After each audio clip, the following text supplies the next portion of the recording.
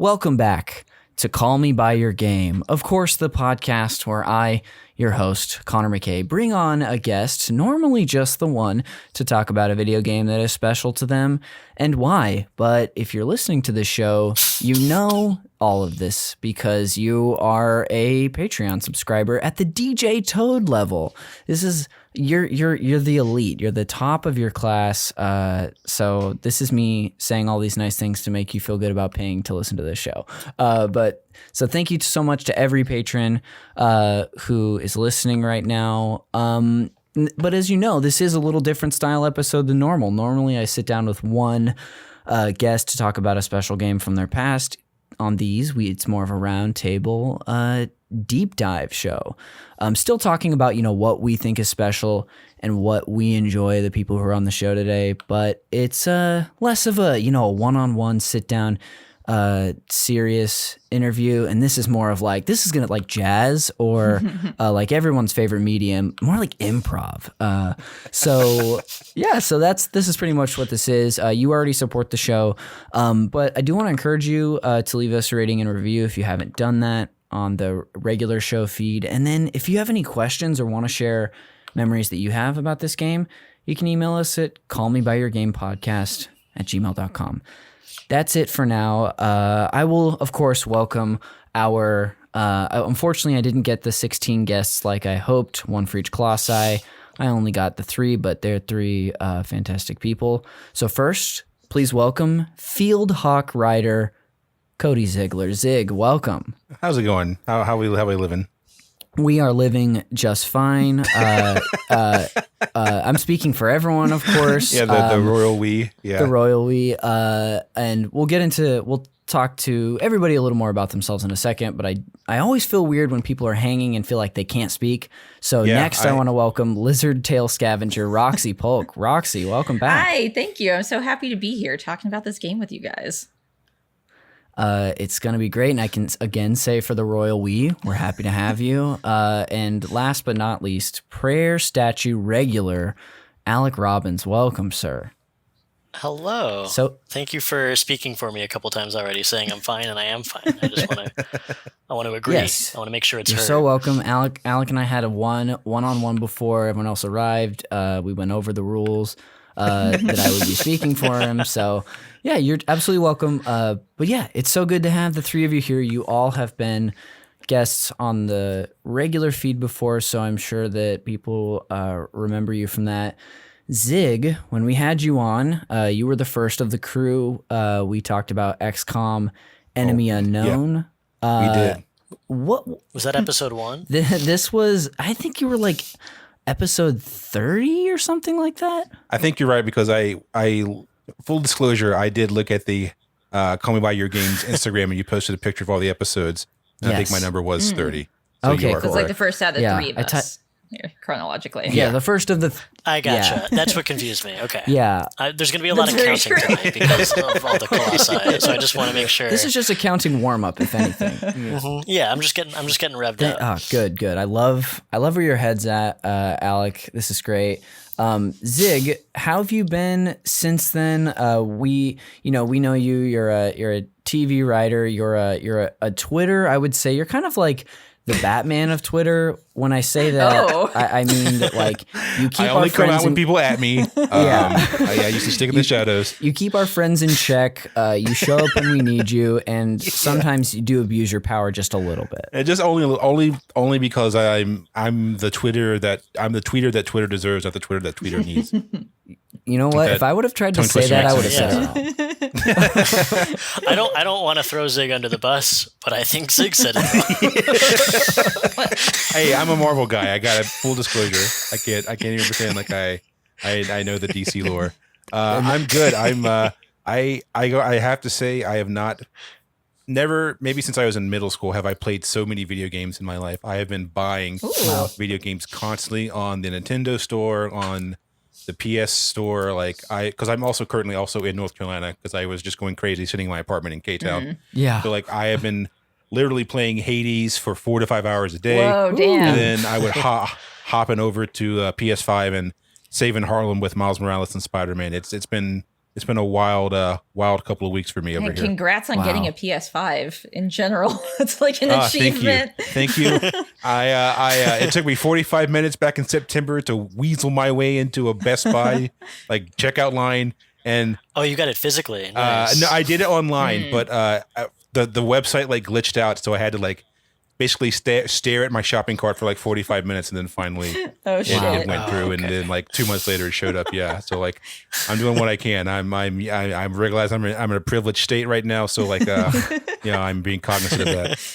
Well, that's, your awareness is really going to take you a long way. I'm sure people have told you this. So we thank you for that. But yeah, it does sound like you're just like basking in the glory of some games. Like some of those are like those are two of my favorite games of the entire year. So wow, I'm really happy for you. So you would say you're enjoying quarantine. You're having a great I'm thriving in quarantine. I'm playing video games, eating burritos. I really can't ask for much more other than a vaccine, which we got now. So like, check back in March. We'll see how I'm really doing. Yeah, you'll be weaseling your way to the online store and sneaking the vaccine for yourself too, just like the PS5. Yeah. You'll be the first of us to get the vaccine. Yeah. And we'll all be jealous. And I won't do a resell either. It'll be whatever it costs is what it costs. No, Yeah. you're not evil. Yeah. You're not going to scalp the vaccine. Yeah. 30th on this show, but first in the vaccine line. That's pretty impressive. Well, yeah, it's so good. It's good to have you back. I know we've been talking a little bit about games since we've since we've been in quarantine. We've been able to keep in touch about that. But so are those like the two games? Because I want to hear about what everyone's playing quickly. But yeah, honestly, the game that I've been playing the most literally has been Hades, just because I got my ass rocked for the first 30 encounters, and then like I finally beat Hades, and then I win another 20 losing to him. So like, whoa, it's really I'm not good at roguelike games when I'm finding that out as I'm playing Hades. But honestly, it's been that, and honestly, I'd say Among Us is probably those are probably the two games I'm playing the most. Just because I do like, as you know, like I'm a social guy. Like I like talking with friends and meeting new people, much like I'm meeting two people right now.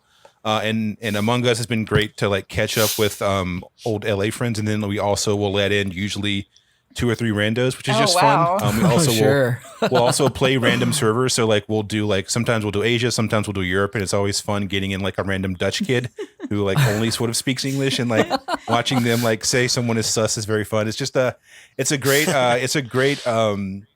basically what I want in video games. I think we've also Connor and I we've played we've done some Mario Kart quarantine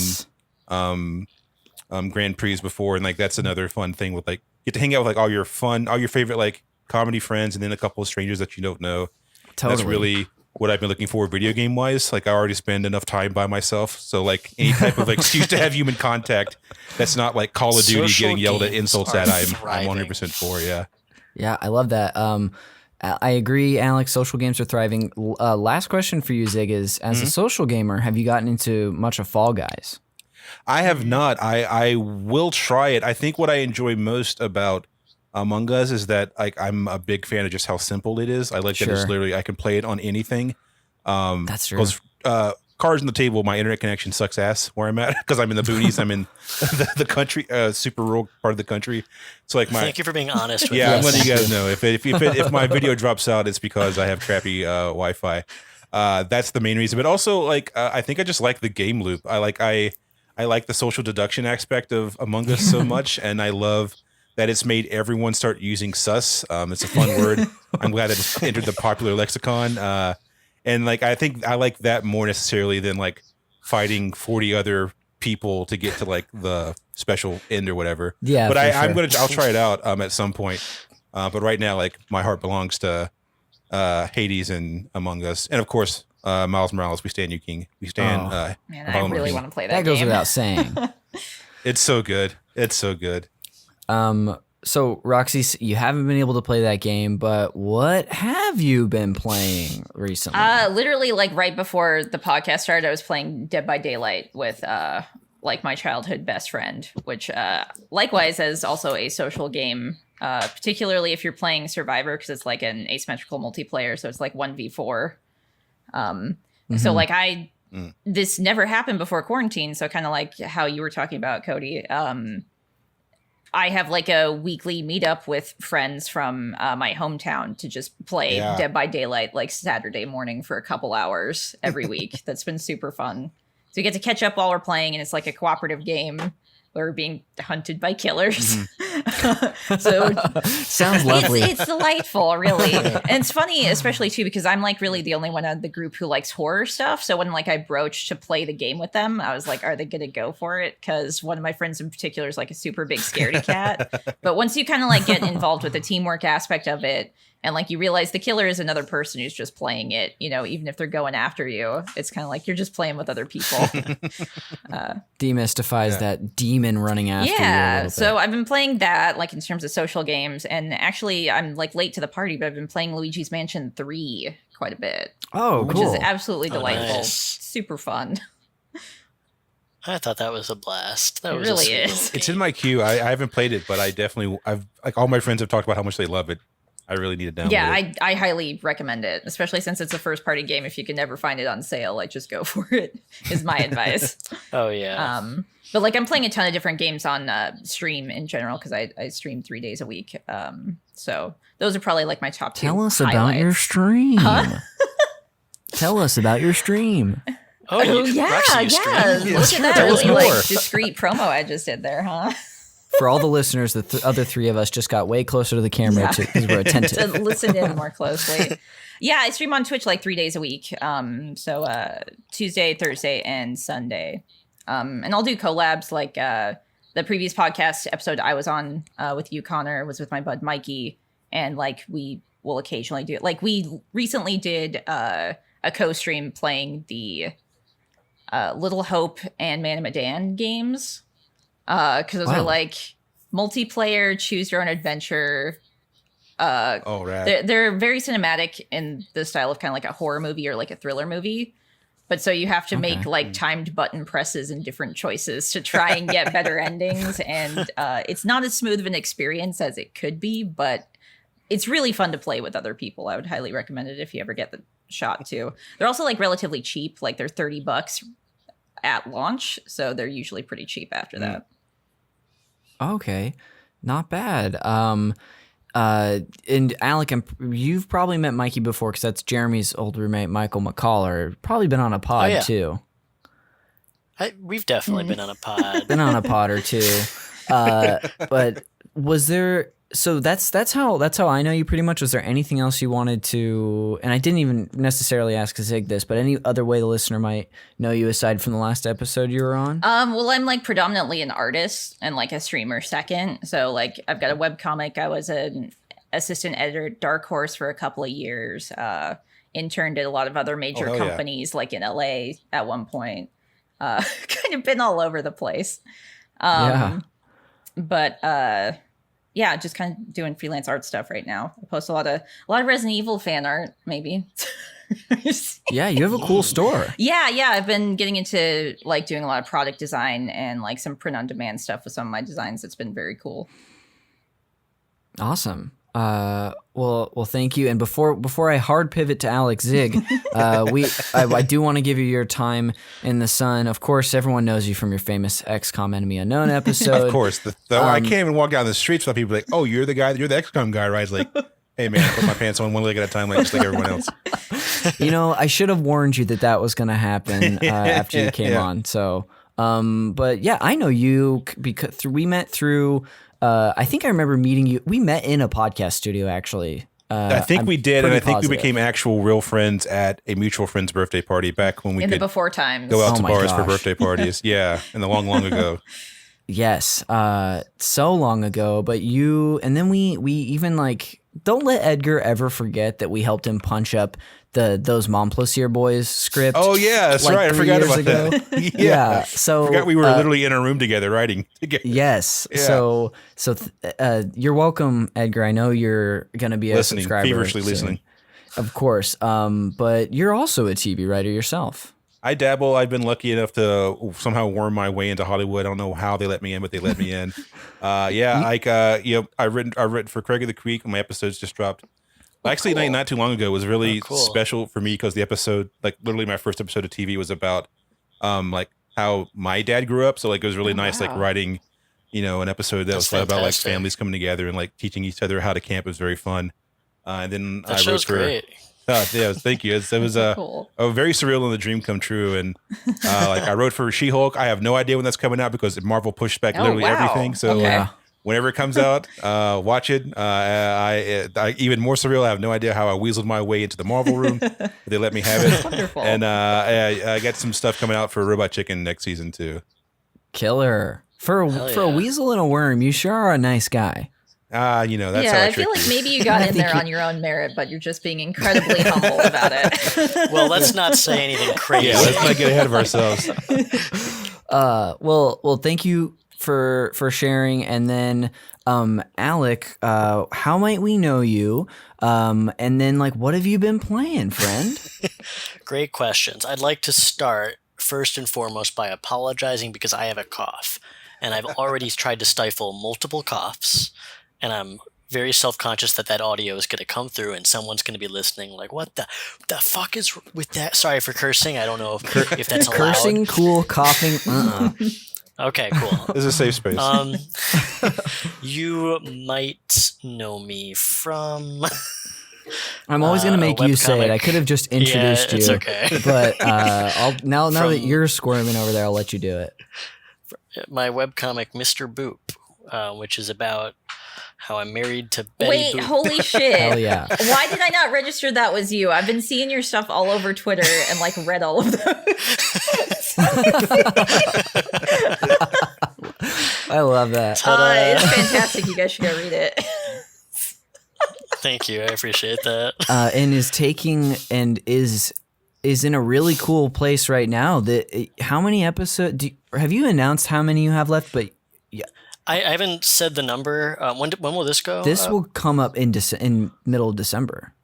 Okay, so I mean, I posted a countdown clock, Oh, which you was did? like an ominous choice that I made. I like poking the crowd. They love Yeah, it too, for dude. real. It's been working. So I just, without any context, posted a countdown clock that if you did the math, you would discover that it ends on January 1st, 2021. Oh my gosh, So there's about exactly 1 month left as of this recording. we're in it right Mr. now. Boop. So Yeah, we're in for the it. listener, And there is a grand finale Oh planned. my gosh. I don't want to say anything Oh else my about beyond gosh. that. I am so excited. I think one of the times I was most excited during all of quarantine was, I think it was pretty soon after we recorded your Donkey Kong Country 2 episode, which you're, of course, most known for. But Yeah, above all else. it was one of those days, I think 2 days in a row, you posted actual videos, and that like kind of blew my mind a little Oh bit. yeah, because sorry, we won't get too far in the weeds on this, but yeah, early on, because Mr. Boop just started as a comic strip, and then I really wanted to add like some multimedia level to it. So I have some friends. We all like have this comedy collective called Highland Park TV, where we Oh, yeah. have these old. Yeah. Okay. So Yeah. yeah, you're familiar. We have like old TV cameras. It's a very cool setup where we can actually shoot on and edit on like the actual TV stuff from the 70s Wow. and 80s. And I just went in and like we filmed a fake interview as if Mr. Boop had been a running comic strip for decades. And then what you're referring to is like way later. I did another one of those where I came clean. Yes. In the story, it was I was forced to admit that I made up the whole thing. I was never married to Betty Boop, and this was another interview where I admit that. And then the next video was I had a bunch of people send in videos saying that they forgive me. So thank you again is really what I wanted to just say today is thank you. You're welcome. You're welcome. Thank you. for forgiving me. So everyone, I'm sure will keep an eye out for. I don't want to call it the end, but that's maybe what it is. So who knows? I will say nothing else. I can't spoil this. Awesome. But you might also know me from I production coordinate on a bunch of Absolutely shows. Yeah. So if you've seen like the Eric Andre show or Dress Up Gang, or I interned on Comedy Bang Bang years ago. But yeah, a bunch of those alt comedy, Adult Swim type shows. Hell yeah. I've got tiny parts non-creative. Oh, actually, I got to be the gimp that whips Grimes in Paragon season 5. Yeah. Yeah. So That's, if you see a guy in a gimp suit whipping Grimes, that's me. I have to say, perfectly cast. Yeah. Just perfect. That's awesome, dude. I mean, all these things I know. Thank you for refreshing the listeners, and because I know everything about you. But what have you been enjoying? Any games lately? Anything like really getting you going? Yeah, it's funny because I've mostly been playing single player stuff, which maybe says something about me. But I dipped into like a little bit of Among Us. I won't really play it on my own accord, but I love catching up with friends, and a lot of friends like to play it, so I'll do it in that setting. I've really played so much Magic the Gathering Arena. Whoa. I've spent my entire life not getting into Oh, Magic the wow. Gathering. Okay. I know this barely counts as a video game, but then quarantine hit, and I was like, House always all wins. right, this is it. Yeah. I knew one day I would come crawling to Magic, but held off for 30 years. Wow. What's that? I'm not gonna come up with the saying right now because my wires in my brain aren't totally connecting. But it's like this, like when you avoid something for so long, but you inevitably come to it. What am I thinking? Am I thinking of anything that makes sense? I'll think of something. Okay. Yeah. Yeah, that's our assignment for this episode. Call it succumbing to the great beast. There we go. Succumbing. That's very I don't know. poetic, sounds and I literally get what nothing. it means from it. True. Yeah. That's it. Decided. Yeah. I support you. Thank you. But yeah, I've been playing a lot of that and spending money on it, which is foolish of me. But Nice. Have you played any games like that before? yeah, I every few years I would get back into the Pokemon trading card game, which is why I knew I would like Magic. The cycle is literally like, it's one of my friends and I will just be like, is it time? And then we'll go and spend we'll set a budget of like $100, and then we'll go like 200 over the course of like 2 months, and then we'll swear it off and we'll say we'll never do this again. So we have a bad toxic relationship with trading card games, but Arena is good. You can play it for free. I shouldn't be spending money on it. Gotcha. You made it really sound like you two were bank heist buddies, and that like you show up one day and you're like, one last job. Okay. One last job. Let's see what Togepi's worth these days. Throwing you back in. Do they still have the double normal energies? That's my big question. What's double normal energies? I believe. Sorry, I feel like I should know. It's but I okay. Don't. This is from like the beginning of the Pokemon trading card game. The normal energies were always like worth 2 energy cards for whatever reason. I could be remembering that incorrectly. I'm going to say I don't remember because I don't think I played that in probably 20 years. Yeah. And even then, like, I got to admit, I just collected the cards because I thought they looked cool. I could never understand how to correctly play the game. I was strictly for trading, baby. I was here to trade. That's fair. That's honestly what most people did. But I will say I love trading card games, and Magic is incredibly good. I get why everyone has lifelong addictions to it. Awesome. Well, that's your signature on that one. Thank you all three for being here. I don't even think I introduced the game. Oh yeah. yet, which it happens. We've referenced it and it's in the title. They know what they're getting into. But today, this co-op episode is going to be about Shadow of the Colossus. Not any particular version of it, because I'm sure we've actually probably all played different versions. Full disclosure, I've only played the remaster. It's the only one I've ever played. Only. Quick question. Yes. There's only 2 versions, right? Or does the PS3 port of the original count as a second version? I don't know if it counts, but it does. I think they did like improve it a bit, so it might. It's okay. Roxy it's like held up essentially 3 been fingers. like bumped up for like HD TVs and stuff. So they did tweak it a bit, but Gotcha, it's not like okay. how the remake is just completely redone from the ground up. Gotcha. So you already held up the 3, so I'll count the 3. I mean, so I do. Just I have 'cause 3 you- copies of it, so that's what I count. Like I said, Oh wow! counting is Yeah, there you today's go. theme. Exactly. Yeah. I'm keeping with the theme. Thank you for bringing us back there, Alec. I appreciate it. that is so. I'm really excited to talk about this. Before we get into the game history and context, I would like to, and I know we're going to talk about this throughout the episode because it's us talking about what we like and found special. But I would love to hear from everyone, like when you first played this for the first time and what version, since we're juggling around the versions today. So.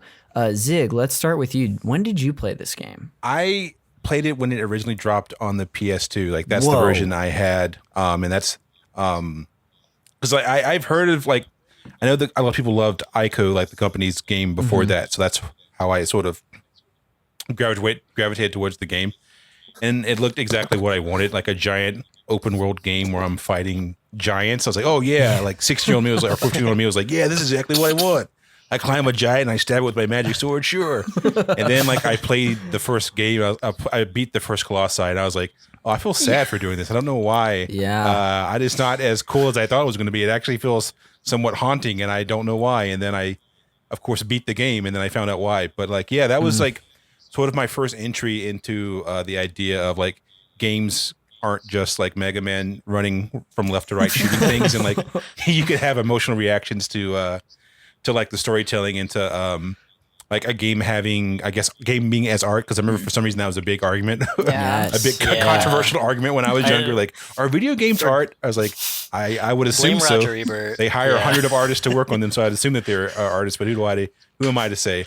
But I remember that being one of the first video games I played where I did have an emotional action to the choices that I was taking, and it was one of those things, not unlike I've yelled about a lot, that I really enjoyed about Last of Us 2, is that like, even though you have problems with the choice that you're making, you're still, just by the design of the narrative, you're forced to still make those choices. You can't just be like, oh, you know, I don't know if I want to kill a bunch of innocent giants. I think I want to stop doing this. Like, it sort of forced you to do that, and it forced you to realize that maybe you know, you do have an unreliable narrator where like you are necessarily aren't the hero that you thought you were. And as like a you know, 14, 15, however old I was, I remember being really taken aback by like noticing that games could have deeper subtext and deeper context than necessarily what I saw on the back of the video game box with a guy on a horse and a sword stabbing giants. My actions had consequences. It would make me think about what I was doing. Yeah. Wow. No wonder you're so emotionally intelligent. My girlfriend may disagree, but thank you. Hey, girlfriend, if you're listening, if you ever need to chat, I will convince you of this again. Okay, wait, I just looked this up. Yes. And this is, sorry, I just had a passing thought. I was wondering. No, go for it. When did Shadow the Hedgehog come out? The other famous Shadow game. Ooh. They came out within a month of each other. No way. Wow. That's why that game didn't take off. Yeah. Well, right. There's only room for one Shadow. That's the one with the gun, right? Just think if it would have come out the first. later Yeah. one? Yeah, it's okay. A gun. I think it's a the one with motorcycle the too, gun. even though he's just as fast as Sonic for some reason. And the guns are like the size of his head. Sorry, we're not here to It's talk about because it's Shadow cool. the That's Hedgehog. the answer. Yeah. I can't remember what triggered me to look that up right now, so I'm sorry, but it felt very, very important to me. No need to apologize, Alec. That was necessary, and I need you all three to agree right now to come back into a Shadow the Hedgehog I'm here. episode I'm 3 free. years down the road. Sign me up. I've watched all the cutscenes from that game. I've never played it, but I've queued up the YouTube playlist Multiple I love times. that. You will be. Yeah. You'll just be the video correspondent. I love Sonic lore. I think it's nonsense. Very fun. Was Multiple hedgehogs have fallen in love with human women. It was only setting the stage for Mr. Boop. There you go. Yeah, That's no, famously full where circle. inspiration comes from. You can, yeah. Obviously, I've got my inclinations. I love it. Zig, have you ever played a different version than the PS2? Yeah, I bought the remaster version did it come out on the PS4? Yeah. I bought the remastered version like I guess when it dropped, and I just literally never played it. I just like, oh, I'm going to get to this, and I never did until I got my PS5 because I got lucky enough to got one, and I fired it up specifically to just to have a reference because I haven't played it in so long for this podcast, and like it looks great, and like replaying it now. It's just everything that I would want in like that type of gaming where like very atmospheric. The characters are just speaking in a made up language, which I like, which makes it seem foreign to everyone because it's not just like they're speaking weird English or weird Japanese or whatever. I love that part of it. I loved that. As soon as you step out of that temple, you can just sort of go anywhere. Like you have to beat the first Colossi, but you can really like just ride around on your horse and just like see what the land is like. Like it's sort of it sort of really felt like a precursor to Breath of the Wild. Like when they just like throw you, like once you get the little glider, they just throw you into Hyrule and you're like, all right, good luck, dude. We'll see you in like 40 hours. So like that's kind of the same vibe that I got from Shadow of the Colossus. And I definitely like I beat the first boss. And I forgot how how haunting it was to like watch this giant thing just sort of collapse to the ground. And like I can't remember the name, but I can't remember. I think it was called like the Wanderer. I think that's the first one. Like even like the name, like I like the poetry of the naming, the way that they named the giants and stuff. Like it's a very haunting game. I know I'm going to have a very sad time replaying it over the next couple of weeks. So thanks, Connor, for opening that emotional wound for me. You know what? If there's anything I'm known for, it's opening emotional wounds. So you're very welcome. That's fantastic. And before we move on to Alec, I'll ask you next. I want Zig. I think when you came on the show originally, that was when The Last of Us 2 came out, and you had just finished it. Oh yeah. And my friend at the time, I told you that I was like, I don't really want to play it because because we're in a pandemic and it's just too close to home. So I waited until last week to borrow it from a friend, and now I'm playing it when things are twice as bad. Yeah. Has everyone here played the game at least a little bit? Like, I don't want to. I'm not going to spoil anything, but there's a moment. I've watched a lot of it, and I dislike it. It's all been spoiled for me. I liked the first one, Yeah. but all of the second one's been spoiled for me, so you're fine. Yeah, there's just one moment in the game that it always makes me cry. It's just like a game loop thing where like you find out. It's like the first time they introduce dogs into like, oh, these are new enemies that you have to watch out for. Oh, dude. And like I love dogs. Like I feel bad anytime I have to kill an animal in any video game. It's not like a giant like monster wolf. It's like an actual dog. And like I killed the dog's like handler, and the dog just like started crying, and like it goes up to it and like it runs around like whimpers and stuff, and like I just shut the game off because I started crying. I was like, I can't handle this. Like I'm trying to escape my problems, not take on more. So that's like Connor. I look forward to experiencing that. I'm about I'm about 2/3 of the way through. I didn't realize that I'll talk to you about it later. But we can text about it. Yeah, I absolutely will. Alec, hello. How did you discover this game? When did you and how have you played it over the years?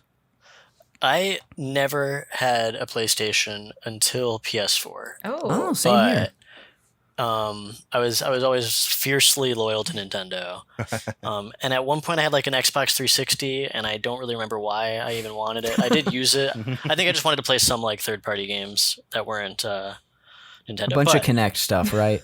Oh yeah, Love it was huge into Crackdown. Kinectimals, Crackdown, yeah. But no, I'd always wanted to play Shadow of the Colossus because I have this like lifelong fixation with giant creatures. Oh wow. Whether like not even kaiju movies necessarily, but like I would always watch any of those like big disaster monster movies, and they never really scratched the right itch for me. Like I don't know what I wanted out of them. Yeah. But Shadow of the Colossus was it, and I could like tell from a distance, and I never had like the means to play it. But in college, my friend had a PS3 that had one of the early models where you can play PS2 games. And I remember found out that she had Shadow of the Colossus, and I played it during a party. I think I like just went into her room and just played on her PS3 this entire party, and I continued to play it that way. And I don't even think I borrowed the PS3. You only played it when she had parties, right? Yeah. Great context for that game. Loud music outside, and you're like, "Oh, I'm killing these beasts." But no. I replayed it plenty of times since then, and I also did play the remake. Cool. I was about to say I could talk about this game for hours, and I'm sure we're about to. But yeah, like This is true. specifically, like the confidence to drop you into an open world that has almost nothing in it, and understanding that just by the virtue of being able to like explore it and walk around and making sure that it's not generic looking, like things are designed with intent, like these structures or the way rock formations have formed, everything feels very intentional, but also real. Like there's a lot of like understated lore being conveyed to you without any actual writing. and just being able to explore that area was like one of the biggest appeals to me before even getting to the best appeal, which is these giant hulking beasts that you have to climb over and kill. But yeah, I'm like, I know, like Zig was saying, there was that era where everyone was debating whether games were art or not, and it's because Roger Ebert made some like statement about how games can't be art and whatever. I kind of resented Shadow of the Colossus for being the poster child for that argument. Like, well, have you seen this game? Because I don't want like one. I don't think it's fair for any single entry in a medium to have to carry the weight of like totally crediting the medium to actually being. We should all just agree. Of course, any medium can be art. Yeah.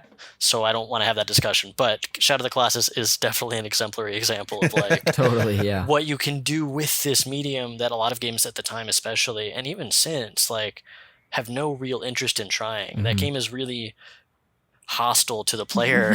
Incredibly so. In a way that, like, I so admire it. Like the idea that it's also very minimal. Like it's just you hold your sword up. There's a kind of a compass. I would get lost all the time because the compass like doesn't really account for like cliffs in the way. You like still have to like figure out how to actually get to where you're going. And the game gives you no help, even when you're fighting the Colossi. It's sorry again. I can keep going, but we'll get to all this. I love it. Hey, you're getting us ready to go. So when it happens, we're gonna explode. And Roxy, did I ask you? No, right? Yeah, please tell us about your history with this game. So likewise, I played it on the PS2 to begin with, and it was a game that like my brother had, but me and my brother would like take turns playing it like off and on. Cool. And I remember because the Team Eco games are kind of notorious for having like sort of awkward or clunky controls, especially for the time. So it was like not something I was used to playing just to like move around the world. Because I think I had mostly been like playing JRPGs at the time, so you know it's fairly straightforward, not really as much platforming going on. But just I remember like similarly how you were talking about it, Cody. Just like as a child playing that and like killing one of those Colossi for the first time, I was like, oh, I don't like this actually. Like this makes me feel really sad. Like it's just living its Colossi life, and I came up here and fucked it up because of this woman who I don't know what my connection to her is. She could be a sister, a lover, someone he just knows and cares for, you know, which I did not appreciate like the vague storytelling at the time either, which it's very cool because I'm going back now and replaying the HD remake right now, and it's absolutely beautiful, and I'm like able to appreciate it a hell of a lot more than I could as a kid. It's the exact right choice. Exactly. And it looks so great. It's even got like a cool photo mode. Like I think that's a nice addition. And with the way that you can just record videos on PlayStation 4 as well. Like the first time I made it to like the beach, and there's like this little Easter egg for like I guess an Ico ending where there's like a watermelon on the beach. I haven't beaten Eco, so I don't know, but somebody like in my Twitch chat. I think I've seen that screenshot. And I was like, why is this indestructible? I was like, maybe this will give me like extra health because it's fruit. But no, it just looks really cool. And just like I had this really meditative kind of like thought, just like sitting here at the beach, like listening to the beach, hanging out with my horse. Like this is just really beautiful and poignant. And there aren't really a lot of games that you can kind of get that feeling, especially because like you're pretty much the only person in this world. You know, the isolation. Yeah, like just running around. Like so I've been replaying it on Twitch chat, so I've been talking with like a lot of people as I've been playing it. So it's kind of a different experience, but like everybody is just kind of like really jazzed to see other people playing the game because I think it's a game that's really important to a lot of people. And like I'm glad that I can appreciate it now in like HD with everybody. So that's been pretty much my experience with it right now. That's awesome. Thank you. You were talking about the controls a little bit. Yeah. And I've only played the remaster, which I'll get into my brief history as you'll learn. But the controls used to be different and not as conducive to the game. Yeah. Like jump wasn't the X button in the original one. I can't even remember what it was, but it just wasn't. Neither can I. Yeah. Was it one of the shoulder buttons? It might have been. It was something that I just remember. Like, why does it control this way? Yeah. So they fixed that up a lot in the replay, and like, I don't know if you guys know Jacob Geller. He's a YouTube guy. He made like a video about like. I've never heard of YouTube. Okay, well. I do know who this is. Site. But he did a video about like the greatest secret or something, which is about like there's a community of people like around the PS2 era for like 10 plus years trying to like comb through every inch of the game to see like what the secret was. I've watched a lot of there's these a sealed videos. door, there's gotta be something behind it, or like there might be a secret Colossi somewhere. Didn't they added the secret door to the Yes, they did. remake? So that's like, it's really cool that like the studio who remade it, like had enough attention to detail and like care and love for this, that not only does it just like look amazing on its own, but they added like a little extra thing for like people to find. Yes. Which is just so, cool. it's so sweet and so cool. Yeah. Blue Point is the developer, Yes, Blue right? Point. Yes. Yeah. Who also did the new Demon's Souls. Oh my God, did they which- really? Which is the only reason I want a PS5. Yeah, I want to play that. Nice. At the end of the show, I don't have game recommendations for this episode. I do have a couple fun facts to share. One of the third fact is literally just me telling you guys to watch this exact video we're talking about. Right Yes, now. do it. So, Sorry, I think I've spoilers. seen it. Yeah. No, it's don't worry about it. Zig, so I'll be sure to share that with you later. very Yeah, good. I'll for definitely sure. watch it. Very good. It's really cool. Is this the video that's like recapping the history of them searching Yeah. for these secrets? Yeah, I think the one I watched in particular was like called "The Last Great Secret," which I won't say anything more about it, but so I'll get into my history as I sort of talk about that video, because this was a game this is something that a few of you probably know, but it's where you're gonna know this piece of media. The first time I even heard about this game, because I also, like Alec, was a loyal Nintendo kid, never had a PlayStation until the PS4. But this game I discovered because for some reason I watched a DVD of the movie Reign Over Me. Reign Over Me? Yes. Which I know what you're talking about. I almost brought this up. What is this going to be? So- I'm You're excited. gonna love this. Anticipation. So there's a movie called Reign Over Me starring Adam Sandler and Don Cheadle. Okay. And it was like 2008 when it came out, I want to say, but it's about this guy who I think his wife died in the September. It was his son, I think. It was his son. Okay. Oh, it's trying to be a Yeah. serious movie, you're saying? It is Oh, a yes. very serious very movie. serious. Painfully Shadow of the serious. Colossus was tacked onto this movie Yes. in an early, I think, postscript, but pre-shooting. Oh, interesting. I think. Don't quote me on that. You should Google this stuff. But sorry, you should tell the story. I Oh love no, this story. you're totally fine. All I was going to add about it was that it has a lot to do with like there's some Okay, I'm gonna take over. Please, Alec, please. So his son, and I'm pretty sure it's his son. Again, I've never actually seen the movie. I've just read the Wikipedia synopsis like 30 times. But his son died in 9/11, and to get over the grief, I think either his therapist recommends it or he just discovers the game Shadow of the Colossus, and he's toppling all the colossi in a way that he's therapeutically reenacting the Twin Towers falling Wow. Yeah. Yeah. That's sure something. to get over the grief of losing his son. Yeah. I would say that movie is ill-advised. It's also like missing the point of what 17-year-old the me. Colossi are too, which makes me so upset. yeah, it is completely against. Not against, just it Yeah, doesn't it really understand the game. And 17-year-old me thought it was a classic of cinema. And I probably didn't, but I do remember watching this movie. I've only seen it the one time, and I was so fascinated by the game they were playing, which is Shadow of the Colossus. I thought it looked so cool. It didn't look like anything I'd ever played. So fast forward, or I guess cut to this summer, where at one point during this year on PS Plus, the remaster was available for one of the months for download. And so I downloaded it and finally got into it this, I want to say like June or maybe May is when I played this. But yeah, totally like it was one of those games where I will like kind of never forget that first experience playing it. And I played it a second time 2 weeks ago, right before we were going to record originally, and I sped through it, which you're right. That's not the ideal way to play that game, but I kind of loved it. I was like trying to see how fast I could do it, but because this game is so simple, there's not a lot to do. And I was also trying to get like a speed. Yeah, there's like demon time achievement, attack. so. Yeah, modes, to your I credit, think. there's a speedrun mode. Yeah, you time get like a attack bunch of stuff. Like extras. the game wants Yeah. you to try it. Yeah, I want to try the time attack because this was a new game plus, and I did do it in the amount of time required. So, but it was like it was just really impactful, and I knew this was going to be a game I wanted to do for a co-op episode. So let's get into it. Before we talk about our personal, like the things that we love, and I'm gonna just open the floor when we do that.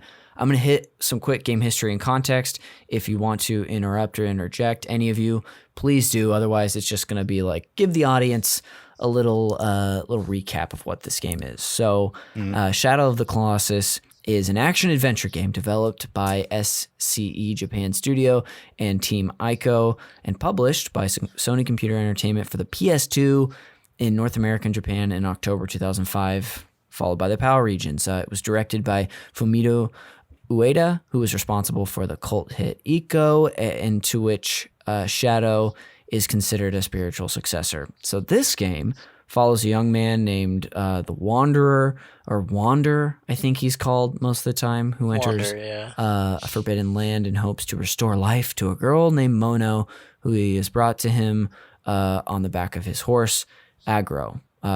Which is not a very aggressive horse, but it's named Agro. So there. But it's not spelled like aggro. How's it spelled? I mean, the shortening. Sorry, the shortening of aggressive would be AGGRO. Yeah, it's the 1G. And this is just AGRO. Yeah. So I don't think it's etymologically related to. Well, also aggression. like the main character calls him like me honest, I Avlo, love like that's kind of how he pronounces it. So like that's how I kind of like refer to the horse, even though I know it's not how it's spelled. Yeah. I go, Avlo over here. Yeah. Just spamming L1 drinking to yell it out. See, I personally think he's referring to the Ben Affleck movie Argo. Oh, That's of course, what it's I a think. movie. It's the only one that exists in the Colossi I will universe. say it does sound like Argo to the point that every time someone reminds me that it's aggro, I'm like, oh yeah, he says Argo. Yeah. That's too funny. So once Wander meets this voice named Dorman, he learns that to bring Mono back to life, might be Mono, he must travel to the farthest corners of this mysterious land to destroy all 16 Colossi, but that there will be a price to pay. The player controls Wander and explores the land on foot and horseback, explores to find each Colossi, and discovers each unique way that they must be brought down and defeated, which is often done by scaling a Colossus and striking a weak point. This game received immediate praise upon release and is cited, as we talked about, one of the best video games ever made, but also like a touchstone for the argument that video games are art. Eventually, a remastered version was released on the PS3 by Bluepoint, and then a full HD remake was done by the same company for PS4 in 2018. As far as history and context, is there anything you guys felt like sharing before we talk about the game for the first time? Cool. Let's get into it. So I have my answer's no. I Yeah. got nothing to add. Yeah. Fair. So I have plenty of stuff that I could just really dive into. But is there anything? I want to open up to y'all first. Is there anything about this game that you want to discuss, or that like you really appreciated about it, that you want to dive into first? Well, I think, Alec, you brought up the idea of like you loving just the idea of giants, like Oh yeah. kaiju adjacent stuff like that. I was thinking Just the core premise. just the premise of tall things. I sort of have the same sort of affinity for games that do scale like Yeah, that very well. I same think here. one of the few other series that I think really capture like the enormity of like almost like incomprehensible large things is like God of War, like particularly the last one on PS4, like when you fight, spoiler alerts, you fight like a giant. Surprise, you fight a giant in God of War games. But like I was like being like impressed by the scale where it seems like you can't even comprehend how large a thing is.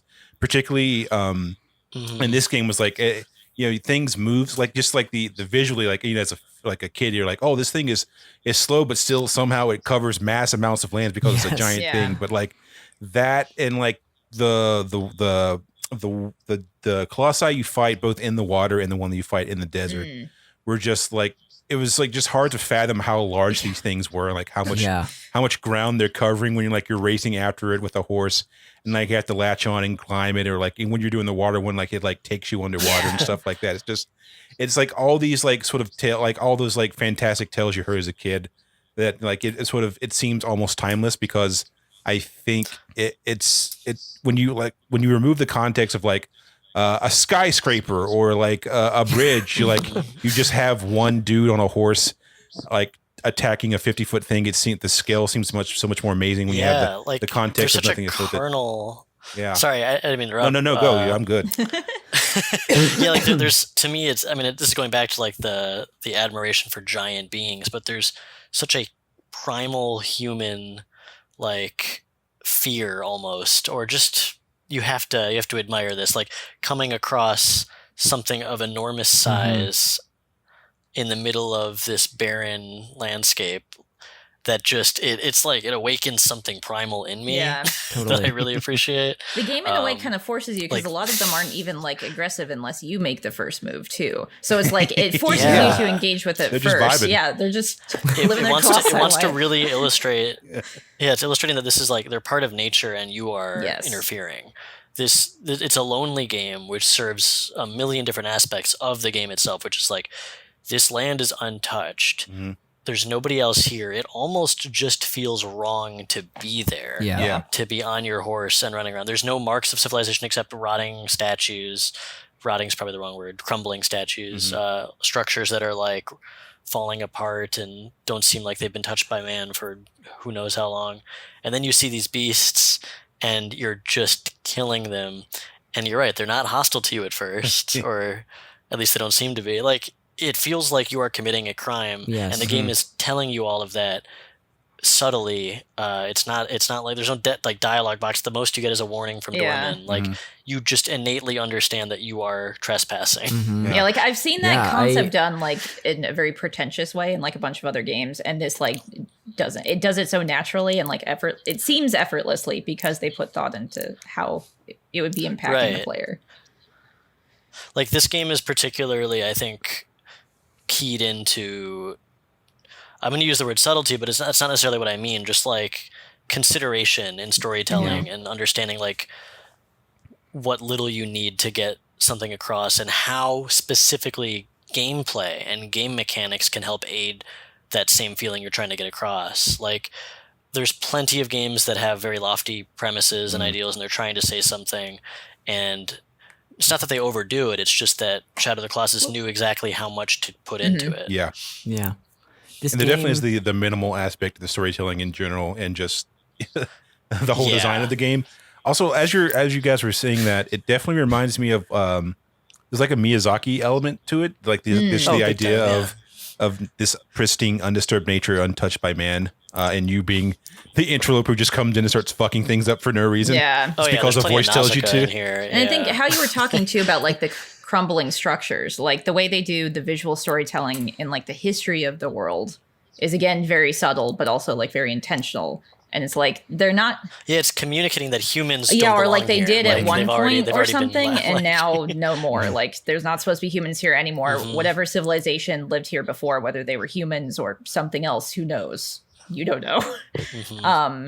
But you can tell that like the creators thought about it, which I feel like you're able to sense that sort of intention. So it's like, I don't need you to explain it to me because I know you thought about it, because the way everything's constructed, like, lends itself to that. From that angle, it almost just it functions as an art installation. Like even if it wasn't a game, this is just, hey, here's a feeling and it's interactive, and we're gonna do as much as we can to convey that feeling to you.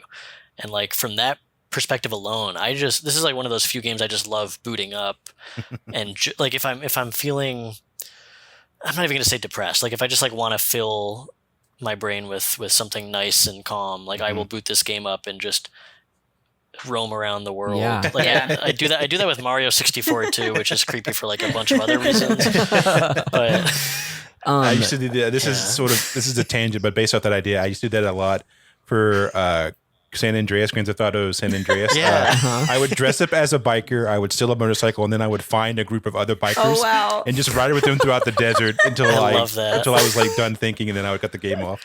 That's fantastic. I'm That's so wild. with you. Yes, exactly. I might do that today just to feel like just to hang out with people after we hop off the Zoom. Just It's so very I can calming. keep that Put on the communal rock aspect. station, and you're good. It's kind of like following the traffic laws in Grand Theft Auto. I love Normcore.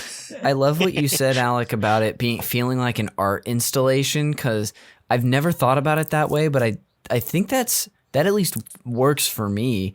Most of the time when I'd go to an art installation, I usually don't tear my friend's art down, but I know exactly. Oh, that's a joke, but I do know what you mean about like going in and experiencing something and like walking to one piece, sort of taking it in. Yeah, I just think that's fantastic. What were you gonna? I mean, a lot of that I think comes from the fact that the level in the world, the level design being one big open world is not generally informed by like gameplay. Yeah. In fact, the gameplay tends to like bow to the level design, or the world design, the lore. Like, it really does feel like atmosphere is first and foremost to the developers, whereas, I mean, even down to the clunky controls. Yeah. It's true. I also just wanted to attack on a little bit of what you all were saying about what it communicates and how it does that. It's like, I feel like this game, aside from what Dorman tells you, doesn't tell you how to feel about stuff. It just kind of lets it happen. I mean, it's hard not to feel a certain way when you take down one of the Colossi and that music starts to play and it falls and it's really slow and dramatic, and then those, can we talk about the tendrils? I was just gonna say, the fact that this is, to me, like one of the master strokes of this game is that once you beat any Colossi, you are free to walk around for a little bit. And you are free, after you've beaten a few, that the tendrils always come and find you. Yes. Oh my gosh. So by the time you're on like 5 or 6, you're thinking, I wonder, can I outrun them? Yeah. Like, the game lets you try. It understands that you're going to want to. Yes. And it's inevitable every time, but like allowing you that moment to fight it is genius. Yeah. Yeah. Very good. On the heels of that, this is not my original thought. This is from, just watching hours and hours of much smarter people and people who have much more of an affinity for this game than I do. But hearing them talk about how, it's almost a metaphor for like for your journey in this game is like you are trying to stop the inevitable from happening. I mean, in fact, his main goal is trying to bring back Mono, who's already dead. So that not only is he trying to like stop something from happening, he's trying to reverse it. And then we've all played the game, and everyone who listens to these episodes, there's an understanding that spoilers are coming, but at the very... I want to talk about the ending later. Yeah. Were you saying you wanted to save that for a little later? No, we can talk about it now. This is the only negative thing I'll ever say about the game when we get there. Okay, for sure. I want to hear this. All I'll say, we're going to stay on the subject so that we don't miss that, but all I was going to say is that, like I at least felt like that resonated with me, because at the end, once you turn into the Dorman Colossi shadow thing, and then when you try to escape or try to hang on as you're getting like sucked into that pool, you can try to hang on to the ledges, but inevitably you're just going to get dragged. Yeah. There's even an achievement in the Blue Point remake or not even an achievement. If you go to the stats screen, there's a counter for how long you were able to hold. Oh my gosh. No way. Okay. I knew that this last time when I played it, and I like couldn't even grab one of them. I felt really dumb. It's hard. It's I mean, but again, the fact that they let you have an option to like fight it. Sorry, but that's just like they really understand how gameplay mechanics can inform emotional storytelling. Yeah. Like that is a deeper understanding than any other game I've played like ever really even strives to. Totally. Not to write off other games. No, but like I'm assuming it did in the PlayStation 2 version as well, because like I never beat the PlayStation 2 version, so you could do that in that. I don't know if there was a counter, but that which is like kind of yeah. it's remarkable that they were doing that kind of game design back then, because like Yeah. I think that's why I had such shockwaves. Yeah. Like so many choices in that game were antithetical to popular game design. Yeah, especially just for me as his first time playing it back then. Like you're just used, like you're saying, like you would in any other game, you would be able to win. Like you'd be able to fight off the bad guy. Yeah. I remember playing it and like not being, and like I found out maybe like 30 seconds in, like, oh, I don't think I can win this. And just like as I got sucked up, being like, fuck, I don't know how to feel right now. Like I don't know how to plot this. Where are the baddies? Like what's going on here? You feel hollow, and that's what they wanted. Yeah, they got me. God, I always think about too, like if you turn around at the beginning, there's that really long spiral staircase, and you can climb it, and it takes a long time. Oh wow! And you can go all the way to the top, and there's nothing there. You can't interact with it. There's a door that presumably leads to the other end of those tall bridges you can see, because that's where you came in.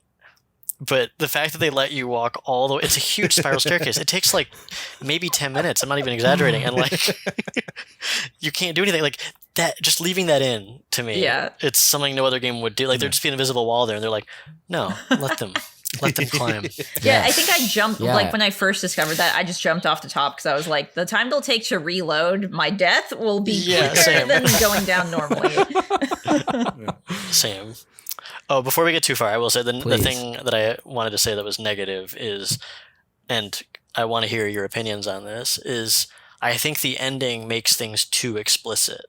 I think for 99% of the game, you are left to your own interpretation of some of the events.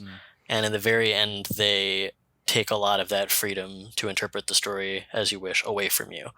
I don't think it's the worst choice. It's just like, it always kind of rubbed me the wrong way after such a long time being allowed to think whatever you want, and I don't know. The mystery is very engaging. Yeah. So it's the break from not explicitly telling you that is this. I wouldn't call it an issue that you have, but the point. I would say it's an issue. Like a critique. I would say. A critique, I led you there. I think the game is better serviced without spelling those extra few things out at the end. But it does hammer home the themes. Like it's not like it goes against what the game was trying to say. It's just it does take away some of the game's or some of the players' agency and being able to walk away with their own interpretation. Yeah, I'm curious to see how I view it recontextualized 20 or 15 years later, however long it's been, and seeing if I sort of had that same thought now that I've spent more time in the world gathering taste and like deconstructing things. Yeah, I didn't have this thought the first time I played it. This is definitely like a more recent playthrough. That wasn't an immediate epiphany to 15-year-old Alec? No. First of all, I was in college. I waited a long time to play this game. Oh, that's right. So I was already a genius. I thought you were a boy genius. I'm sorry. But no, when I played it the first time, I was just awestruck. I was like, oh, well, you got to play this game. Everyone's right. Yeah, I feel like my mind has been like poisoned or tainted now to where I'm not going to not be able to see it any other way now. Sorry, see now I'm being prescriptive. Now I'm taking like it's for me personally. I felt like there was enough mystery in other aspects of it that I didn't really have the same reaction. Like I can totally see where you're coming from, but that's super fair. There is a lot of and like they don't give you a ton of stuff, but like in the remake, there's some added dialogue I think with Wanderer between him and Dorman, right? That is not in the PlayStation 2 version, I think. Oh, if there's something added, maybe don't think someone in my chat told me that, so don't quote me on it. I could be incorrect. I believe it. But so they added like a couple of little smaller things, and then I think it's like after you defeat, is it Colossi? I can't remember which Colossi you defeat. That then the forces from the outside world are kind of converging, like following you. So they've got like that little scene. Oh yeah, you got like a cutscene at one point. Yeah, was that added? I can't remember if that was in the original because I didn't play that far in the PlayStation 2 version. I did, but I can't remember. But so I felt like it was pieced in enough that like when the ending cutscene with like a little more info hit, like I didn't feel as though it was like taking away kind of like my mystery of the narrative. Because there is like a lot left up to interpretation for other aspects. But again, I would say this is a light criticism. And like I said, like I can totally see why you would think that too, because it has been like hammering home this very solitary self-discovering kind of experience this whole like the other 20 hours. I don't want to see any other. Yeah, I don't. At the end, you get like 10 other humans show up, and you're like, whoa, hold on. This is. I liked when this game had nobody in it. I don't know if this was answering a question, but it's after the water colossi with the with this like the serpent in the water. That's when those guys show up, because I think when I was doing my replay a couple weeks ago, I don't know if I was on my phone the first time I played it, but I kept missing that there's like 3, maybe 4 times where after a colossi, it's not the same, just like cut to, like the hole and you like going towards the light. There are a few different, like there's one that I actually wanted to bring up. That's why I wrote this down, where after shooting the one that's in that like Colosseum, but it's underground and it's got like it shoots the poison and crawls on the wall. Yeah, the lizard one. Yeah. That colossi. Yeah. After that one, when Wander wakes up, or before he wakes up, he imagines Mono waking up in like a dream and like looking around for him, but he's not there. And I wonder if that's like, I don't know what that is. I actually haven't looked that up, if that's a dream from him or it's foreshadowing the very end when she does wake up. It's just a thing I was wondering, but I found it really interesting on this replay. But I don't know if I knocked someone off of a point they were making at the end. No, this is what we're talking about now. We're talking about this dream sequence. Speaking of, one of you were just commenting on like all these dudes showing up at the end and making it not such an empty place anymore. That is we've talked about like the vast emptiness of the world. And I feel like in any other game, that would be like a huge complaint people would have. Like if it were Ocarina, it'd be like, oh, the field has nothing in it, which, it doesn't really have a lot. Well, right, yeah. This game is telling you the priorities are different. Like, yes, even just by doing that. Yeah. I mean, if you read one review and someone's like, "There's nothing to do in this open world," and if you're going to be turned off by that, you'll know. Totally. But it is like, because that's a statement to me. Like doing that in a time when open world games were first starting to like actually flourish. That's post GTA. That to me is a direct response. Yeah. You're like in conversation with other games. Yeah. Because like you can search you'll see a couple of hawks. That's about it. Yeah, like you can search for the lizards and like the fruit and stuff, so you can kind of like look around for that. You can also ride birds. I haven't done that, but there's there's like stats that's like how long you've ridden a bird and how long you've ridden a fish. So so you can hold onto the fish and they'll swim, and you can. So the birds, there's doves every time you finish a Colossi, and when you're back at that main temple, there are doves there, and you can very easily grab onto those. So if you want to just mess around, you fall down, but there's also something where you can get to the top of the temple that you start in, but you need extra stats. You need to like kill all the lizards, and you have to like do new game pluses like over and over. Yeah, you have to. It's like almost impossible to like access or to realize you can access. Like people have to really like push and break the game. But I think there's a cutscene that shows at the very end. I think like the woman you're saving is up on top of this like garden. Yeah, and you can actually get there in game, but you would never assume you could. That's wild. And that's all. That's all based on. You have to use birds. I love when you play a game for so long and you still find new things about it. Yeah, it's so cool. Yeah, I think that's particularly so why people were so secret hunty with this game. Like, if that Yeah. was in there, what else could be in there? Totally. There's like so much mystery to it still. I on my replay, when I started to I tried not to like watch anything to influence my like feelings and opinions about it the first time I played it this summer. But on the You try not to watch the Queen's Gambit first or anything. Yeah, which normally it's the only way I'm going to start any game is a quick rewatch of Queen's Gambit. Jeez. But I think I'm not sure if I remember exactly the point I was trying to make, but this world being so empty, almost just like it. I couldn't believe that there was secrets. There was things I missed, or like so many more things I could have done, because it seemed like, for me, I was like, oh, there's no secrets in this game. It's just the Colossi. But then I found like a secret item, which it's cool playing on the PS4 version, you'll hear your remote start to make a Oh, little the noise, coins, like a little right? jingle. I Yeah. think they're coins. Little glowy thing. Yes.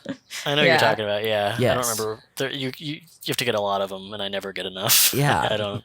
I don't play that. It almost they do seems like anything? the original. They unlock something, something small. Yeah, I'm not sure. I'll look it up. I want to know. And some of them are in like such places that would seem so innocuous, or like, why would you ever try to scale this particular area? Because you wouldn't have imagined there'd be a secret up there. It's like reminds me of a game I've spent little time with, but the original Legend of Zelda. Like, I can't imagine how people looked for secrets in that game, bombing every wall and every tile. So, so we were. Is there anything else that we've been talking about the Colossi? I actually want to pivot real quick to talk about some of the Colossi specifically. Replaying it a second time, I had even more of like, I almost said a respect for the Colossi because I'm afraid of them crushing me. I had even more of like, I guess I respect them. Thank you. And that's how you know you're a good person. I think the word I was looking for was reverence. And for each specific one, having played it twice now, I can pretty much remember all of them.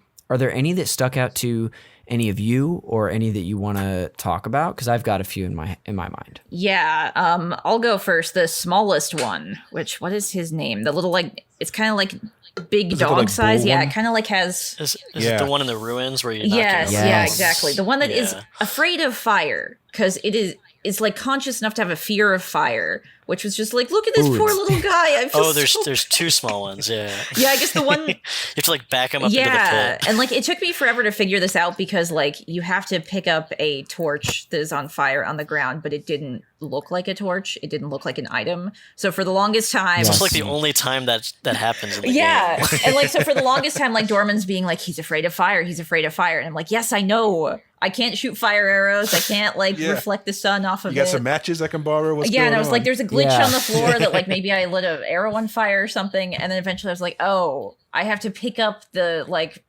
thing that I thought was a glitch. All the while, this thing is like ramming me, and it kind of like stun locks you in a way because Wanderer gets up so slowly. So by the time you get up, it like has hit you over again. Yeah.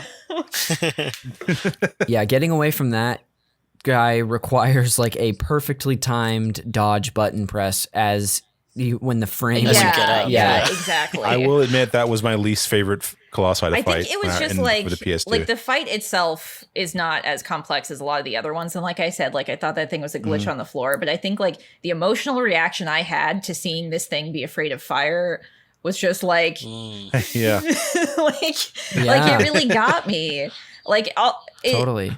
I'm afraid of fire. yeah, That's there you relatable. go. Well, it's just kind of like they seem so beyond like something like that. I guess all of them are like these huge towering creatures, and like I have a lot of respect for them, like you were saying too. And I feel bad about every single one of them I kill, no matter how annoying or like inventive the fight was beforehand. Like figuring out the fights is always really cool because it's like that's really cool. But then I'm like, but I'm still stabbing this thing that it was just I don't want to stab it.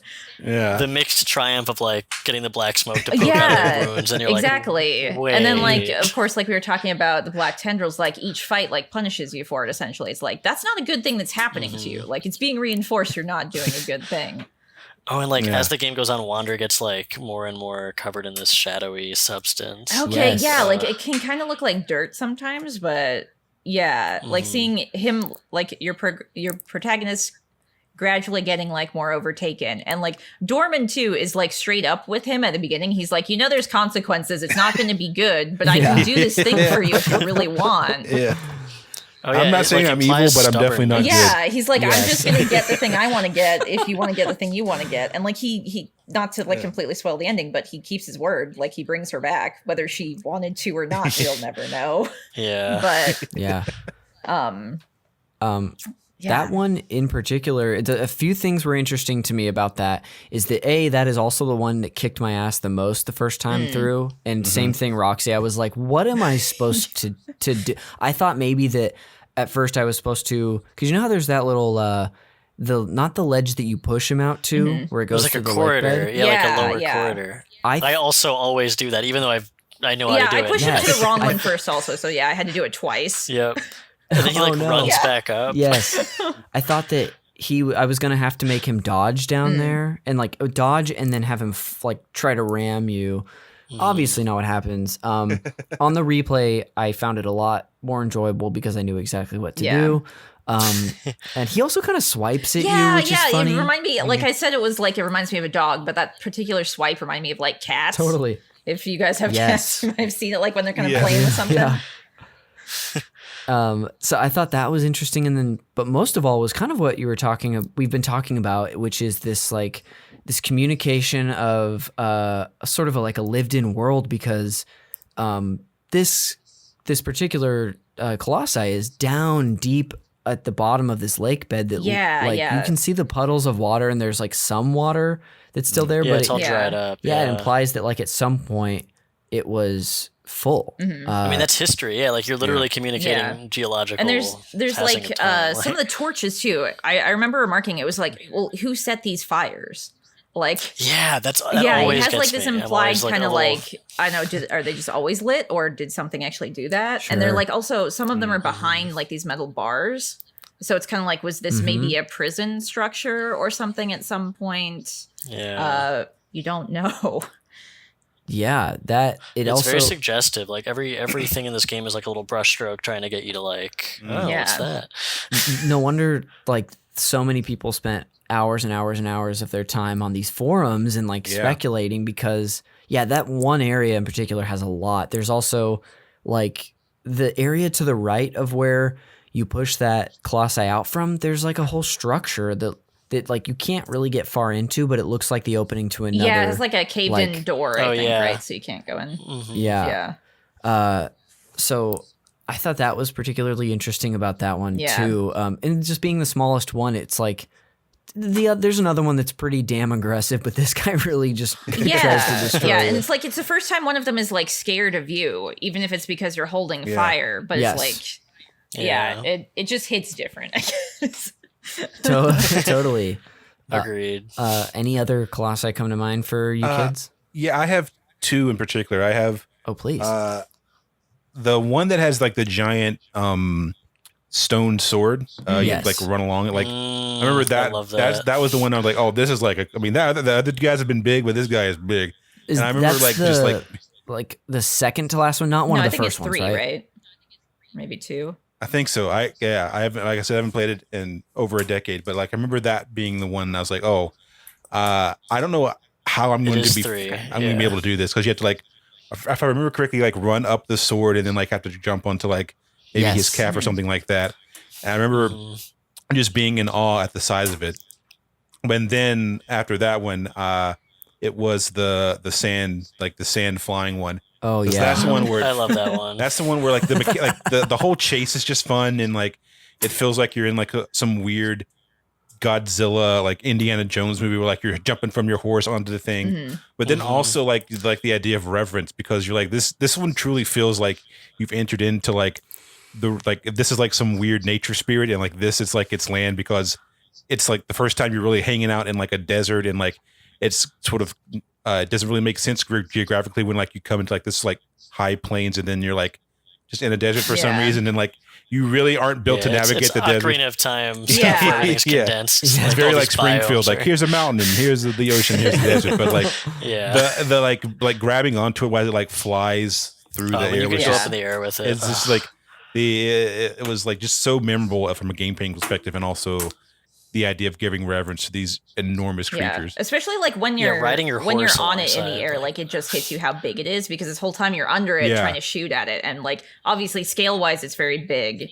but like it doesn't you can't really get like the full effect until you're on it. Totally. Famously, Roxy, this is not one of your favorites, but I bring that up because it's sort of interesting to me, and I want to hear a little bit about this from everyone. Which Colossi give us particular trouble? Because there is absolutely a sort of like, there's a platforming element to all of them. There is a puzzle solving element to them. I mean, the way to get a Colossi to behave in order to traverse it, in order to destroy it. That one I didn't have trouble with, but you were saying that like it felt tedious. Yeah, parts of it did. So not like the whole fight itself, but the fact that like each time you hit it, like maybe you could get in a second hit when you're still up there. But each time it's going to just dive back into the sand, and then you have to do the platforming part all over again. Yes. And like, I get that. I was like at the end of a 10-hour stream when I got to that fight. So part of it could have been that. God. It could have just been like literal kind of exhaustion with it. But I think also when I compare it and think about the other air flight, like that bird turned around in midair to like trying to shake you off. So you had more interesting things to do up in the air, which I wish this boss would have done instead of just dumping you on the floor and making you like run up to it again, which again, trying to jump off of the horse and climb onto the thing. I don't know if I was just doing it weird, but I feel like it takes me a lot of tries would like to, grip it really weird, and imagine, then the character model would kind of like flop around in a way where I was like, yes, I don't think it should be doing this. Like, I don't think it should be doing this. And only once did I do it correctly where he wasn't flopping around all weird. So maybe it was just the part that I gripped onto. I don't know. I think I know what you mean. There were times on a few different Colossi, which, you know, you're always hanging on for dear life on most of these things as they try to shake you off, which is the thing I could relate to the most, is someone's trying to get away from me and I'm like, hey, I want to be in your life. That's mostly a joke, I think. But I did notice that at the end of the pod, that'll be my fun facts or the relationships I've destroyed. But I was going to say that I noticed a similar thing, Roxy, on that one, and another specifically is sometimes Wander would seem to be, because there's so many, I don't know what to call them, attach points, vector points, whatever. It's kind of one of the amazing things about this game is how much of these Colossi you're able to physically interact with and hold on to, whether it be fur or like a ridge. Yeah. Like from a tech perspective, it's wild that you can actually climb the bosses. Especially back then. Yeah. Like blows my mind. Oh yeah, that was like huge. But I noticed that there would be the occasional specific points that I couldn't necessarily see, but I would notice Wander couldn't get like a good grip and then jump up. I would have to either like hope that I could let go for a quick second, he'd grab another ledge, or otherwise he's just kind of dangling there. Flopping around. It sucks when your stamina's almost done and you're just like, well, I'll hold on to the last possible second, even though I know I can't make this one work. Yes. But the one for me, when I first played that felt really tedious, obviously we talked about the fire one already, that tiny one, but this Colossi went from being one of my least favorite to one of my absolute favorites, and that's the lion one in that like jungle area where you have to get it to run into the pillars. Oh yeah, that one's fun. I also hated that one the first time I played it. Yes. I was so frustrated and like fed up, but then playing it this time and knowing it was almost like a challenge. Like, how quickly can I like scale these things? Can I trick this guy? I just thought it was pretty cool. Yeah, it's also cool from a gameplay perspective where like you're noticing the ways that they are trying to keep the battles fresh. Like that one is totally. This one's about the arena. It's less about the actual boss. It's more about the space that you're fighting in and how you can use that to your advantage. Yeah, I agree completely. I think if you would have talked to me after my first playthrough or months after, I would have been like, I remember some of them specifically, but I feel like some of them meld together and they don't vary it up that much. But I actually would say sort of the opposite, that I really like how refreshing most of them are and how they're different, even if it's in small ways. I was like even more there's impressed. A couple that they kind of look similar. Like there's the two dog, like the dog and the lion are like the same size. So you're, if you don't want small ones, you're going to be like annoyed. You're like, I want another big one. Yes, totally. But were you going to say something, Alec? No, but I can think of something to say. Would you like me to say something? Hey, specifically, I needed you in that one moment. I do have a question that's sort of tangentially related. Has anyone played any of their other games? Like, did anyone play The Last Guardian or Ico? I've never played Ico, and I to this day really want to. But I loved The Last Guardian, and I know it's unpopular. People hated it when it came out. What was their main grievance?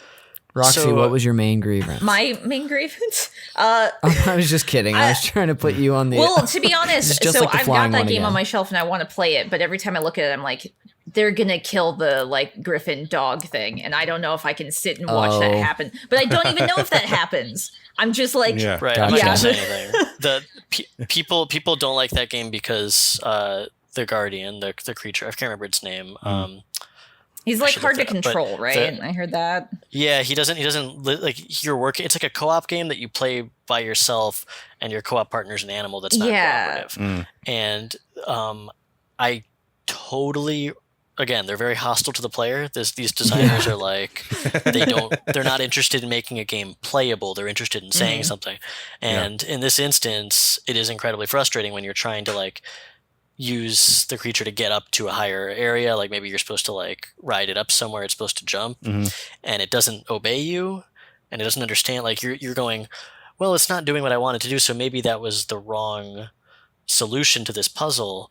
And then you go off and try 30 other things, and you finally go back to where you started like, it must be this. And then he does it first time. And you're Oh like, my gosh. oh, okay. So if I just waited, it would have done it. So I get the frustration there. Yeah. But that said, I think they did the right thing, even though it's frustrating. The fact that it doesn't respond to you fully makes it feel so much more real. Like it's got its own mind. It's not just a button you can press. You cannot just click A and make it jump. Like because of the way they've designed it and because of that frustration, it's so you connect with the creature so much more with this griffin. And yeah, it ties into the emotional stakes of the game. There's good puzzles, great set pieces. Like the budget is clearly higher than Shadow of the Colossus. Like the part in Shadow of the Colossus with aggro is kind of to me like the blueprint for what they went with on this, where they're trying to recreate that more often, but not in a way that's like excessive. I think it's just they found a story where it works. Like a lot of it is just you are traversing ruins with a giant creature and things are crumbling around you, so it is dramatic. So I think I heard the advice that somebody told me that they're like, you should totally play it, but maybe play it in like a couple hour bursts because of that frustration you were talking about. So like then you don't get like frustrated with the game or whatever, and you know you're able to pace yourself a bit better. Maybe would you? I think that's fair that too, or? Because it's a long game and. Again, it is frustrating. I will say I was biased to like it too because I literally bought a PS4 for rad. it. Okay. That was like that's that thing that finally got like I like Shadow of the Colossus so much that I wanted to play their next game. And also Last Guardian was like for years rumored for PS3. It's been I remember they were working on it forever. It seemed like it was almost vaporware. Like it almost didn't get made. There were like 3 years there where everyone was like, "It's dead. It's not happening." Zig, as a fellow PS5 owner, we can get this on as part of the collection that they have. Oh, great! So, Yeah, I love to hear that. yeah, the place. So all the non-PS5 owners out there, sorry. I think you'll all like it if you play it. Like if you like Shadow of the Colossus, I'm really definitely looking to into get more into those that type of approach to storytelling. I enjoy a big, loud AAA title, but I also enjoy a little bit more.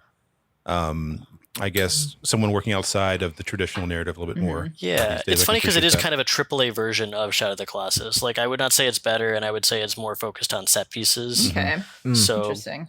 There's a balance there. Yeah. I wish there was like a better way to play Eco, because pretty much the I've the never played PS3 it. version is the only way to do it. So eventually I'm going to play it on that. But you know, it'd be really cool if they remade that too, maybe. Oh my gosh. Someday.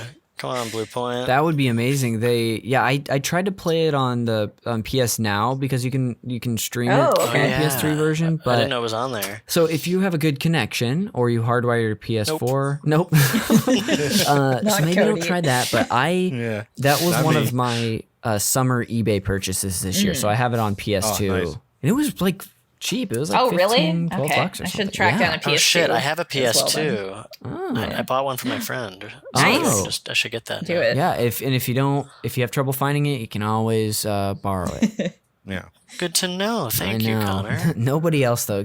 Probably not you, Zig, because I don't know if I want to mail it out to you. It's all good. I got my old PS3 out here. I'll crack it open and just play some tunes There you go. instead. You know what, Zig? No, I will borrow it from Connor. And then I'll mail it to you. Thank you. There we go. Bringing people together. I love it. I have a question for a discussion. Please. What? Because I know this was a controversial thing. I mean, how does everyone feel about the way Blue Point remade the game? I have like no real opinion because it's the only one I played, but I'd love to hear from you. Yeah, I only played like. I can't really say much because sorry. No, mine's shorter, so I only played like the first couple hours of the first game on PlayStation 2, despite now owning the copy that belonged to my brother as a child. So now it's mine. But Nice. the majority of my play experience with it is with the remake, so I can't really speak to it as much. I can only say I only did the first Colossi, so I don't have a big opinion. But I will say, just from what I remember playing, like I do enjoy the controls more. It definitely seems more intuitive than what I remember for the PS2. Yeah, I am with you on that. I think from a quality of life standpoint, it is great. But I'm in the camp. I'm not like I'm not mad about it like other people were. But I definitely think it loses some of like the weird charm of the PS2 version. Sure. Mm-hmm. There was like a weird fog over the whole landscape in PS2 that to me was like, you can't even like recreate it really because it was so specific to like the consoles. Mm-hmm. Yeah, what is it? It felt like such a PS2 the draw quirk. distance or the load in. Like Silent Hill 2 had an issue with that when they tried to HD. Yeah, and so like some games suffered from that, but I feel like Shadow of the Colossus used it to its advantage to like make it feel a little more interesting. And that's like, how do you recreate like a console generation's weird glitchy quirk in a beautiful photorealistic remake? Like it's stuff like that gets lost that I felt was so core to the experience. However, it looks gorgeous. There's like, I totally understand why it was done. From looking at old footage of the original game, it does seem to, it's like foggy. Of course it's on a PS2, so like there's just a lot less pixels we're working with here. Right. I feel like it's almost too beautiful in the new one. Sure. Which you could take as a good thing or a bad thing, but I definitely think it's different. I don't think it's worse. I just think like it is an interesting thing to note how the experience, however minute, is texturally different between both versions. Absolutely. I don't remember if you could do this in the original, but I appreciate whenever a game lets you move the camera during a cinematic scene. That was in the original, I think. It was okay, yeah. Because I feel like, as I was playing, watching the scenes, like I would just like spin the camera around and like zoom in on random things. I didn't know you could do that. That still tickles me. Like that's one of the like you could kind of do that in like Metal Gear Solid, like Snake Eater and all that stuff. And it was so fun, just like reframing shots in the dumbest way possible. Oh my God. You can, like some games let you zoom in a little bit too. Yeah. Like I'm torn between that because, especially like right now I'm working in writing for video games, and there's a lot of like questions over how to divert attention. Yeah. And I've thought about this even before this was my job. Like I was always thinking about, okay, well, one of the ways video games are so different from film, and it's so useless to compare them, is that you've given so much more control to the player. Like the cinematographer's job is almost completely rewritten in video games because the player is always in control of the camera. And not only that, it's servicing gameplay. Yeah. Like if you're playing Mario, you're not moving the camera to make the shot look good. You're moving it so you can see the game and actually not die. So all these different elements are like making it more difficult to direct player attention to what you want them to be looking at. And like Half-Life 2 always in first person just gets you trapped and you have to look at something, or it makes sure you're in a room that you can't leave, so you have to wait for a conversation to end. And I'm always like torn between, okay, well, in a cutscene where you can move the thumbstick, like it's kind of goofy to me. Like it kind of competes with like maybe if you unlock that in the second playthrough or something, if you want to do that, but probably not the first time through, I think. Because it's funny to like watch your character getting like sucked in by tendrils and you can just look to the left. Veer away. Yeah, you can really stylize it to be your own auteur in those cutscenes. Something that I don't you're still. Last thing I wanted to say was there any other? We're talking about so much so fast. Oh yeah, sorry.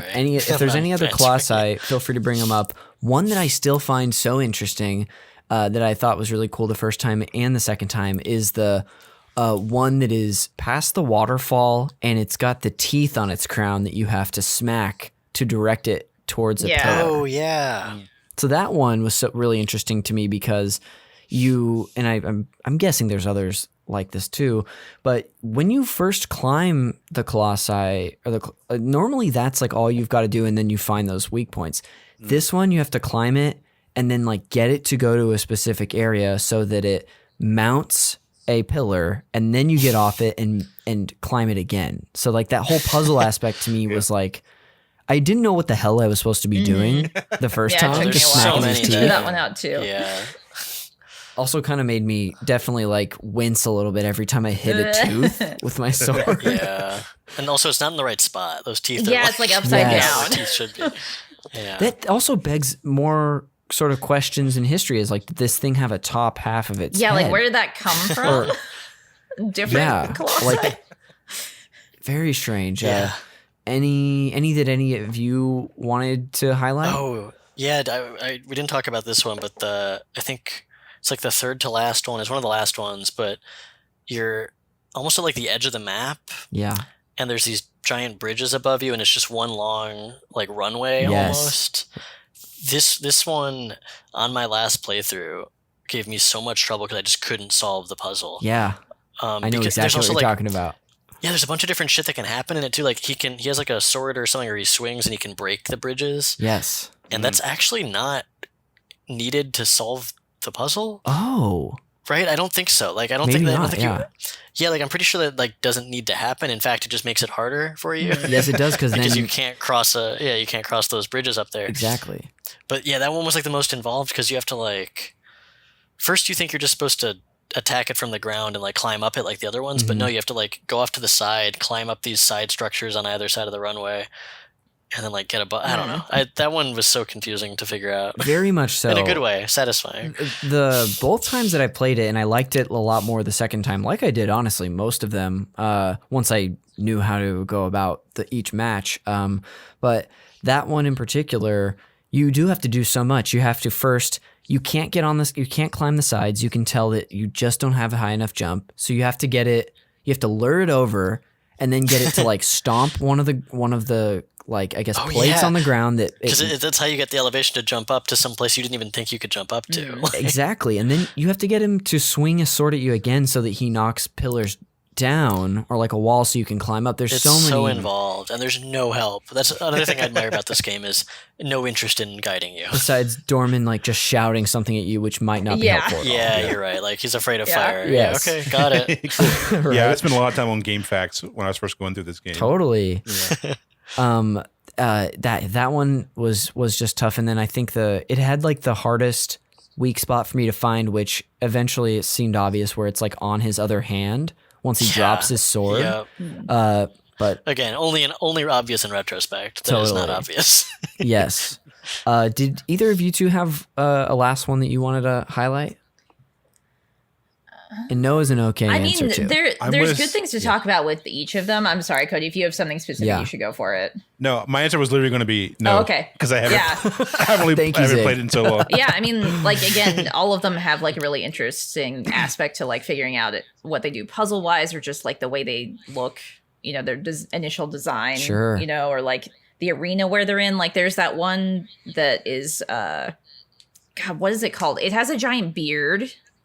And it's like a dwarf. yeah, like a he giant reminds Gimli. you, of like Yeah. a giant dwarf that is trying to stomp on you.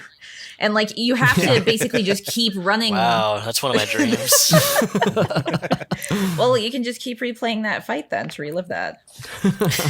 I'll just make a Mr. There Boop you go, strip about perfect. it. Well, I should have put one of the Colossi in Do it. there. That would be really funny. But so like you can't even fight that until you have to like keep vaulting over these walls, keep going and going throughout Yes. the area, and then you're like hiding under like the only like structure that it looks like he can't stomp on because it's like inset into the wall. So he has to like look in at you. Like when they do like the puzzle yeah. elements that like cause the Colossi to like kind of like come up in your face for whatever reason. And then you jump on my his gosh. beard of all things, which is really funny. Yeah. Because like people are making jokes like in chat, which is like, man, if he had shaved his beard, you probably wouldn't have been able to kill him. So That's astute. You've got smart and like Twitch the Twitch lighting streamers. in that area as well, because you're like underground, like in this cavern thing. So it's got like very sparse, like kind of like light shafts coming from the ceiling. So it's just like it's lit really cool. Like all of the lighting in that game is just really cool, and it was something that I could not shut up about. Like, Yeah. as I was going through I think it. that I totally agree with you, especially in this. I mean, because I've only played the remake, but the lighting in that cave is particularly beautiful. And I find interesting, one thing we haven't talked about at all, which we should definitely touch on, is we've talked about the Colossi, but like the journey to these Colossi. Oh my god, so good. that's the hardest part of the game for me. It's I literally I don't need to look up how to solve the Colossi. I need to look up how to get to them. yes, there are several that even because of course you can hold up your sword, and if the closer you get to pointing in the direction of the Colossi, it'll like get smaller to indicate that. But like you were saying, it's sort of a compass, but it doesn't tell you exactly where they are. It's a compass that'll just direct you to like a giant brick wall. You're like, oh, how do I You're supposed circumnavigate to somehow get below, and the path below is like a mile back that way. Yeah. You also need to be in the sunlight for it to work, which is a nice. I Oh. appreciate that, but. And again, too, like that being There's- how like yeah. Dorman shows you where to go, and it's like sunlight, which wouldn't never necessarily be connected with like a dark god, you know? Like I feel like Dorman is kind of ambiguous in general, because like Yes. he does have like these dark tendrils, which is very spooky and kind of lets you think like, yeah, he's probably bad news. But at the same time, like he keeps your promise. The sword only activates in sunlight. Yeah. Like I don't know. He's there's like complicated. This guy's got I levels. just like how they kind of Yes. hint at the things that like you probably don't understand him regardless. Like, and you're not supposed to Right. really. I've never thought about that, but now in retrospect, it seems like, I always thought of him as like this evil demonic entity, but it seems like he may just be more of like a traditional like trickster god, where like he's going to keep his word, but it's not straightforward. He's going to keep his word, but it's definitely, I don't think it's necessarily definition of evil. Like I think he's definitely, I've lost my thought. Sorry. He's Loki. Yeah, This yeah. guy's Loki. Yeah. And I just like that added level of just like, it's some god that you have no way of understanding, and like it's supposed to be that way. So I feel like it really kind of hits absolutely. home that aspect. Totally. On not to pivot too hard, but to return to like the journeys across this land, there were of course a few that I had a tough time finding, but on this particular playthrough, even though I was doing the speed demon version where I was legitimately trying to get a trophy that's like under 5.5 hours, which I did. Nice. Congrats. Thank you so much. It's my proudest achievement because I don't have many of them. But even playing in this fast version, especially when writing on aggro, I had this sort of sense of like regret and and shame for what I had just done, but also like knowing that I'm about to go do the exact same thing to some other Colossi felt so heavy on this playthrough. And just Especially because you're doing it so mechanically, so like that's quickly. probably why, is I'm just I'm just an assassin over You're just here. ticking off a checklist. Yeah. But I really felt like that grief and that, but also this like some strange, I don't know if I'll call it a sense of responsibility, but like within the narrative of the gameplay, trying to help this person that you have a connection to. It was just like, and because the game's so minimal, there might not be music when you're riding the horse. It's not like you're running into any enemies. So it just gives you a lot of time to like sit and think about like the stuff you've done and are going to do. Yeah. It's really, Oh yeah, I think that's a huge part of it. Forcing that meditation, like yeah. Yeah, it's like quite intentional. Like any other modern game would have had like some sort of music or maybe more ambient noise or something in the background, but they wanted to keep that. even fast travel. Yeah. Yes. Yeah. Yeah, in fact, I didn't figure this out until late in my first playthrough, but if you save at the little prayer towers, but then you die, you'll like recoup there, or your game will start back up there, but it's not like you were saying, a fast travel point or anything like that. Just a slightly convenient feature. Yes. Briefly, I wanted to also just talk about how much I love the music in this game. Bless you. Hey, thank you so much. I was going to warn you that I was about to sneeze, but it's hard to do that. When you're about to sneeze, you just sneeze. There's so much going. You're putting too much responsibility on your shoulders. But the music Let's is talk really music. Yes, the music's really beautiful. One thing that I found particularly cool this time. Again, I just noticed so much more on the second playthrough, which is like watching a movie for the second time. It's just probably going to happen if you're paying attention. Was the shift in music that they do, specifically like when you are getting close to a Colossi, when you find one, and then when you're trying to get to a place where you can actually start attacking it. I love the shifts in music. Did you guys notice this? It's so cool. Like just going from like eerie, mysterious to, and then it's danger. And then once you are like in command, it is like this heightened like adventure that you're hearing. Yeah. Yeah, and it's like triumphant too, in a spot when you don't always feel like it should be, which is I think that's interesting. It is. But I don't have any particular pieces that I thought were that I wanted to actually point out specifically, besides, of course, every time immediately after you kill a Colossi and that tune plays of the person. It sounds like someone's singing where they're like, ooh, ooh. I'm not even going to try to sing right No, now. I know what you're talking about, though. My voice wasn't You know what, ready for it. And Even just your quick little burst there was enough. Yeah. that is the I get nicest it. thing you could have said about what just happened. But that sticks with me, and sometimes that'll like play in my head over and over again. Just, I mean, in the wake of having just played it. It's not like it sticks with me every day of my life, but Every day, so, it's my alarm clock. I wake up to that sound. oh my gosh, that just, I'm trying to That'd be be fun. depressed. I'll do that. I will actually change Do that. it. Just check in with us in a week and let us know if you need anything. Oh, my body's turning really sickly and shadowy. No. I just imagined Betty Boop as Mona Oh, no. on that little.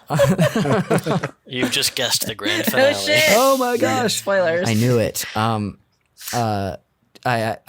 You heard it here first, folks. But yeah, did anyone have anything to say about the music that you felt like sharing today? I mean, just kind of reiterating what you were saying before, like Ko Otani's soundtrack is amazing. And like, despite from my Yes. childhood not having beaten the game, like that music is still something like if I heard it anywhere, I could tell you that's Shadow of the Colossus. You know, like Totally. it's very specific for like the task at hand. Like it has this grand scale to it that just fits so perfectly with what you're doing.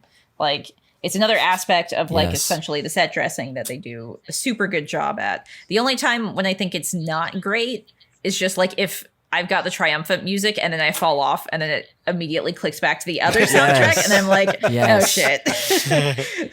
Totally. Well, that's like their version of Yeah, the middle exactly. finger. But I That's, mean, it is kind of like you lost momentum, so it makes sense that why it would do Yeah. that. But like, I feel like when it would stick out to me, I'd be like, God dang it! Like I know I fucked up, man. Okay. Yes. I'm doing my best here, guys. Yeah, exactly. Zig, just were play you- an audio clip of fuck There you. you go. just from Dorman. Zig, did you have any music things you were going to add? No, I feel so underprepared because I haven't played the game in so long and just It's okay. started playing it last week. I will say one of the first things that I did also, the music is good, obviously, but like what Roxy made me think of how the music is so intentionally tied to the series. I don't think there are a lot of video game series for me anyway, where like I hear the music and I think of like, I think it fits the aesthetic. Like I think this Near Automata, I think is like the second one that comes to mind when it comes just like music that is so weird and bizarre, and it also makes perfect sense for like the world that you're navigating. And obviously any Final Fantasy game, but like those two in particular, I think that if you could do like a double booking, like a back-to-back like movie night of like just the soundtrack, it would be like this and Near Automata or sort of like in the same realm for me. Interesting. Bring me back for the Me Nier too. Me too. episode. 110%. When I play that for the first time in 2 years, we've got a few things on the schedule for this crew. It's the Shadow the Hedgehog episode and then the Nier. Perfect. I'll put that one on hold for Nier. And that's a trilogy right there: Big Shadow, sacrifice. Shadow, and Nier. Yeah.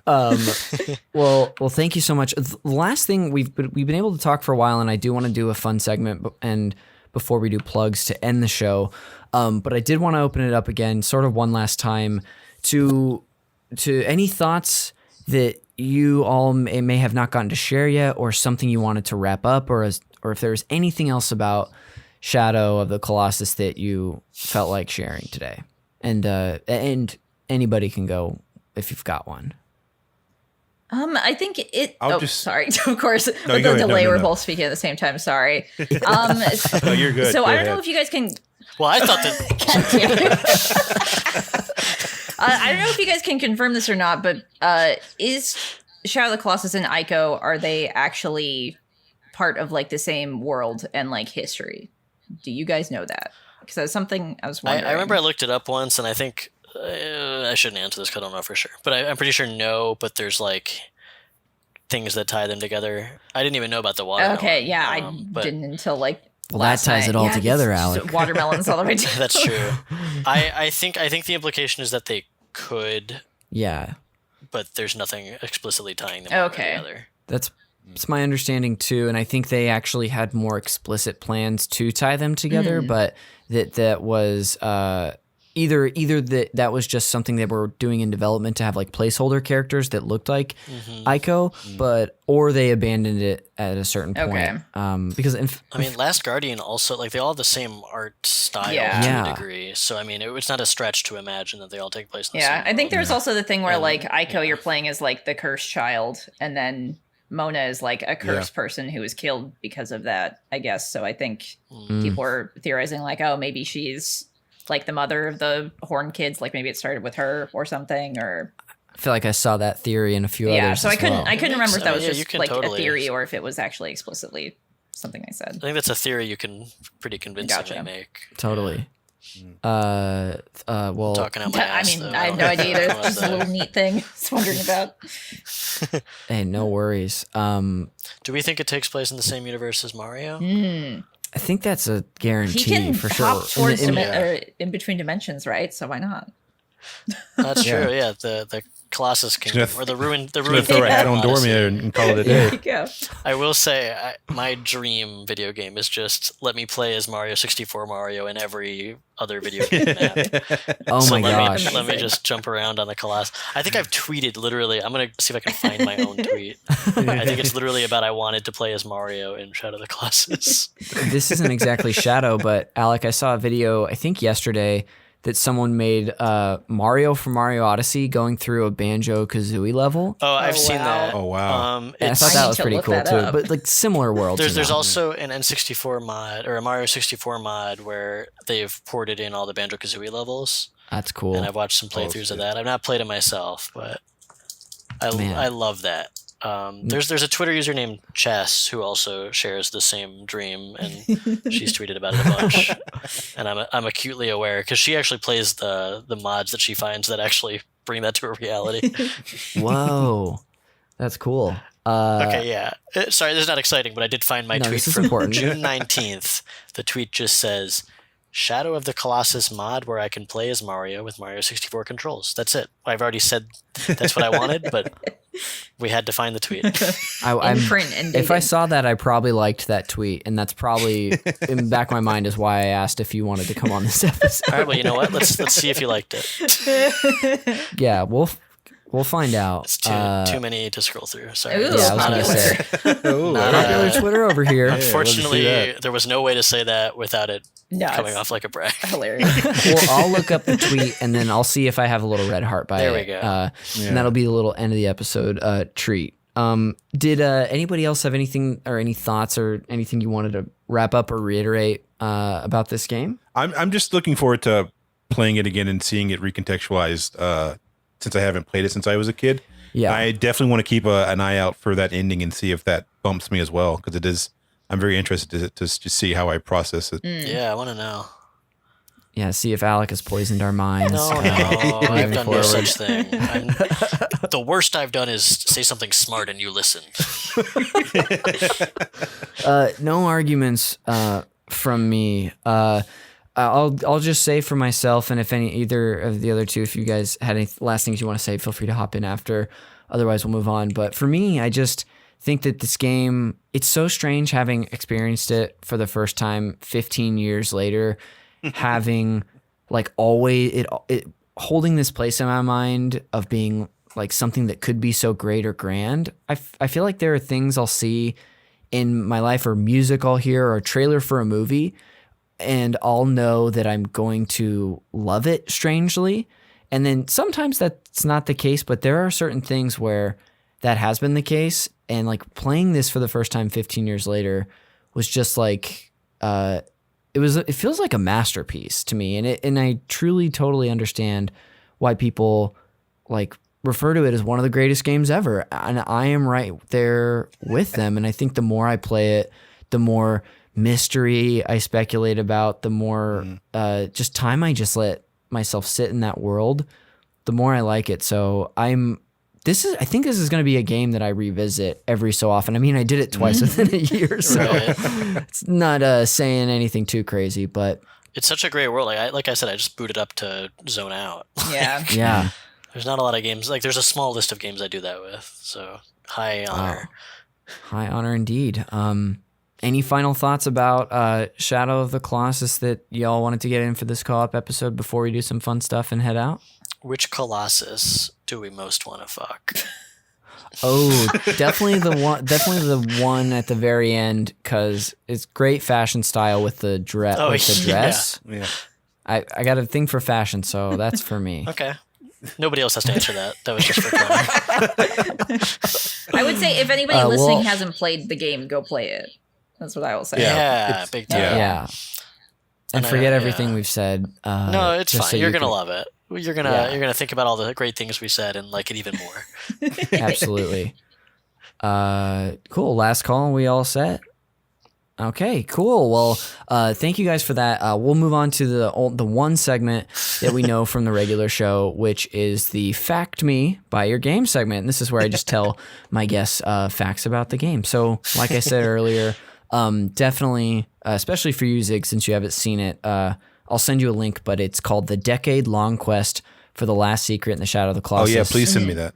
For sure. And it's so cool to hear about these like forums that are now not existing anymore and the hours people would put into it. It's like internet archaeology. It's so fascinating to me, and I just like really hope that we can preserve some of this stuff. I think somebody like printed out a hard copy or something. They say that in the video. Like somebody printed out all of their forum posts, which was insane. Oh, hell yeah. Someone's going to find that in a real Last of Us 2 scenario someday and be like, what is this for?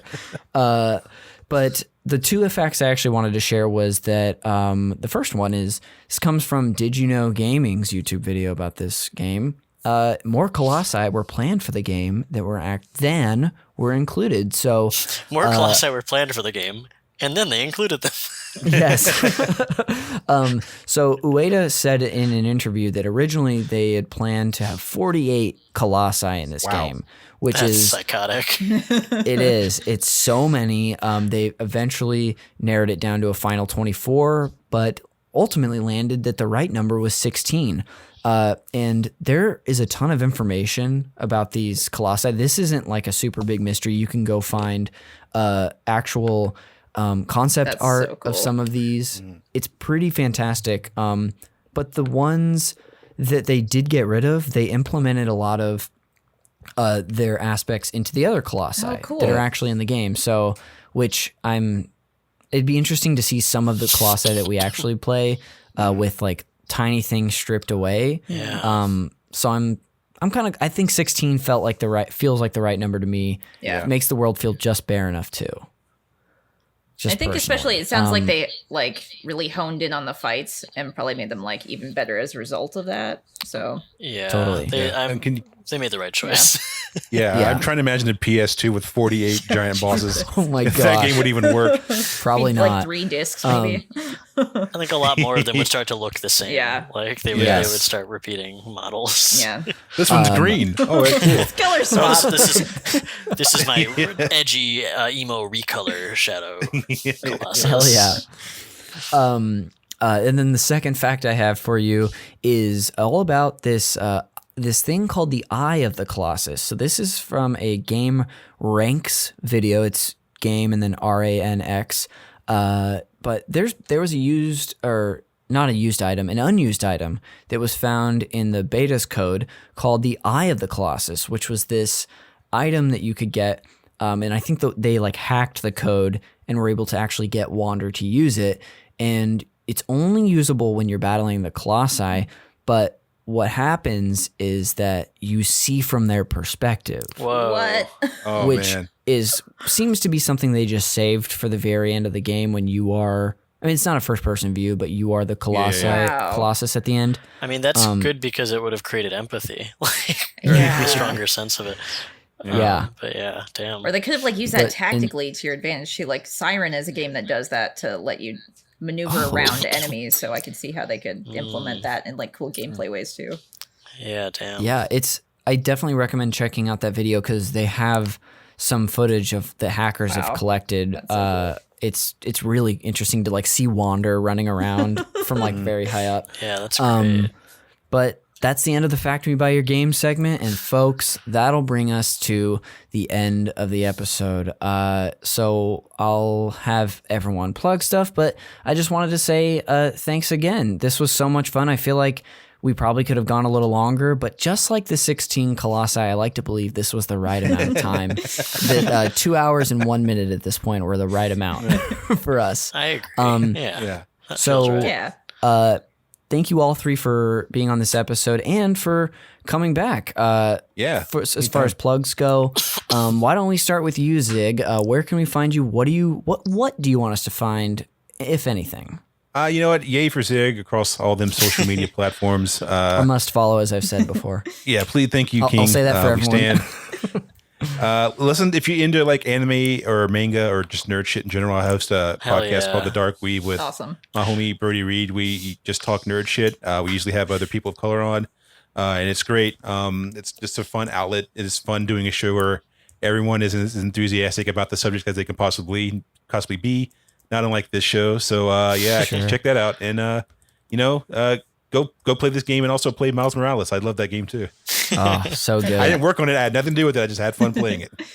Maybe my favorite game of the entire year, honestly, having completed. Yeah, it's wow. good. I didn't even play the first one. I want to play them. I'll take this time to, I mean, the listener might know this, but as a bonus for December, we're doing a free second co-op episode. It's going to be all about Miles. Oh, wow. Unfortunately, featuring two of your enemies, Zig, Matt Apodaca and Edgar Momplis here. So I'm so sorry. Oh boy, I mean, they're Latinx. It makes sense. They should probably be on the show and not me. And that's why I should be on the show. But thank you, Zig, and thanks again for being here. Roxy, I know you've got some stuff to share. People need to follow you. What do you want to share with us? Yeah, I'm mostly Roxy Polk on like everything, so including like Twitch, which I very shamelessly plugged earlier before the plug As segment. you should. It's a great Twitch. No shame. I'm on Twitter a lot too. I have a webcomic called Lacuna Break. That's just lacunabreak.com that updates regularly. Awesome. And just, I've got an Etsy store. Go buy shit at my Etsy store. There's cool things I work really hard on over there. I will be sure to I'll put a link to all this, but definitely the store that'll all be in the show notes as well. Cool. Thank you. Yeah, of course. And thanks for being here. And last but not least, you revealed the end of Mr. Boop tonight, Alex. Yeah. I just called you Alex. Jesus. Hey, you know what? My own parents do it. That's No, I too think good. it's literally just it autocorrects, so everyone does it to me. That'll be my voice autocorrected is what I'm going to go with. But Alec, thanks for being here as well. Where can we find you? What do you want to share? What do I want to share? Great question. I'm on Twitter. That's at Alec Robbins. That's where I'm loudest. It's true. It is true. I tweet a lot. I don't mind. I don't mind saying whatever I want to say. But no, The boys logged on. The big one that everyone really likes is Mr. Boop. Thank you to everyone who does like Mr. Boop. But please read it. It's kind of fucked up. It's definitely not safe for work. But I'm very proud of it, and it's almost done. So MrBoop.net, or you can just find it on my Twitter. I also have 3 volumes of it for sale. Oh, shit. Yes. I didn't realize you had that. That's great. Oh, yeah. The first one I self-printed on my Risograph printer. Oh, my God. For real? Oh, hell yeah. That's so dope. It was so much fun, and I'm very glad I did it. And this is not a complaint because this is actually a blessing, but there were so many orders that I could not feasibly keep doing that. Okay. Yeah, I was going to say it takes a lot of time to print on that. It was like I was lucky I had no work, which is not true.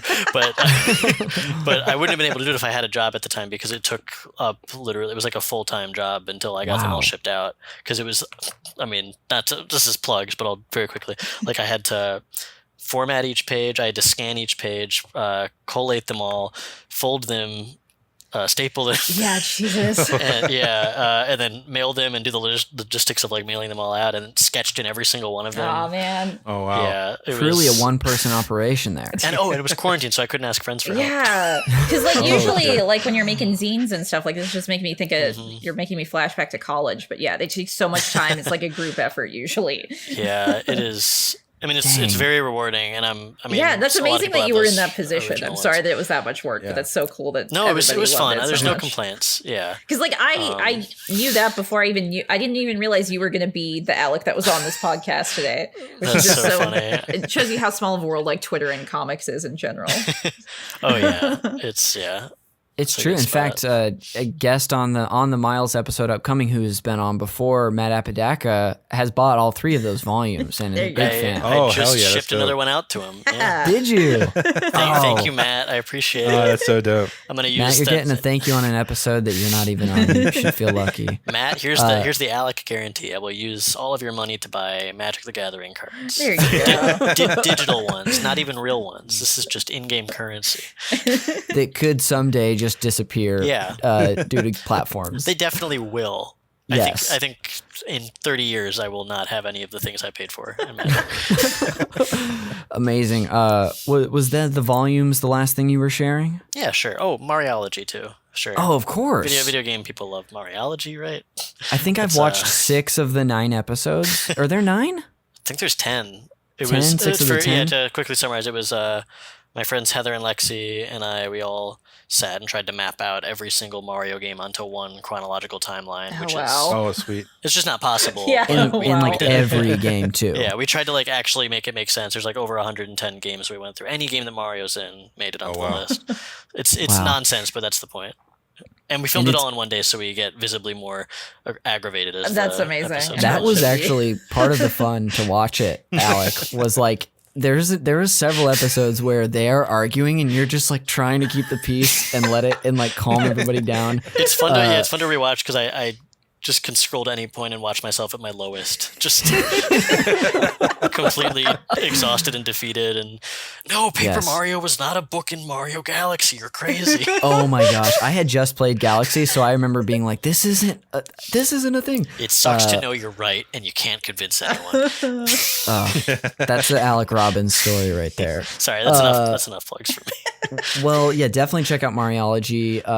And then for me, you can find me on Twitter at Connor_McCabe. Sometimes I tweet or I Twitch stream sometimes at twitch.tv/consiscool69. But course. again, thank you. The whole reason I chose that was because Cons wasn't available. CONZ's always been my name in like my handle in video games, like even Pokemon when you can only do like 4 letters back in the day. So I rebelled and made it something as childish as I could. Cons is cool 69. So, Oh, yeah. but yeah, thanks again for you 3 for being here. Thanks for having me. Thanks for Yeah, having thanks me for having me, here. man. Absolutely. And we'll have to have you all on, not just for the Shadow and the Near to finish this trilogy, those episodes, but some other time too. And of course, thank you to all the patrons listening to this. This is why we do it. By we, I mean me, because these 3 are doing me a favor, but they might do it for you too. But again, thank you for the support. It means the world. Look out for the Miles Morales episode that'll be on every feed. Can't wait to listen to that. Heck yeah. I'm so pumped to do it too. But yeah, that'll do it for this episode of Call Me By Your Game. We'll see you on the next one.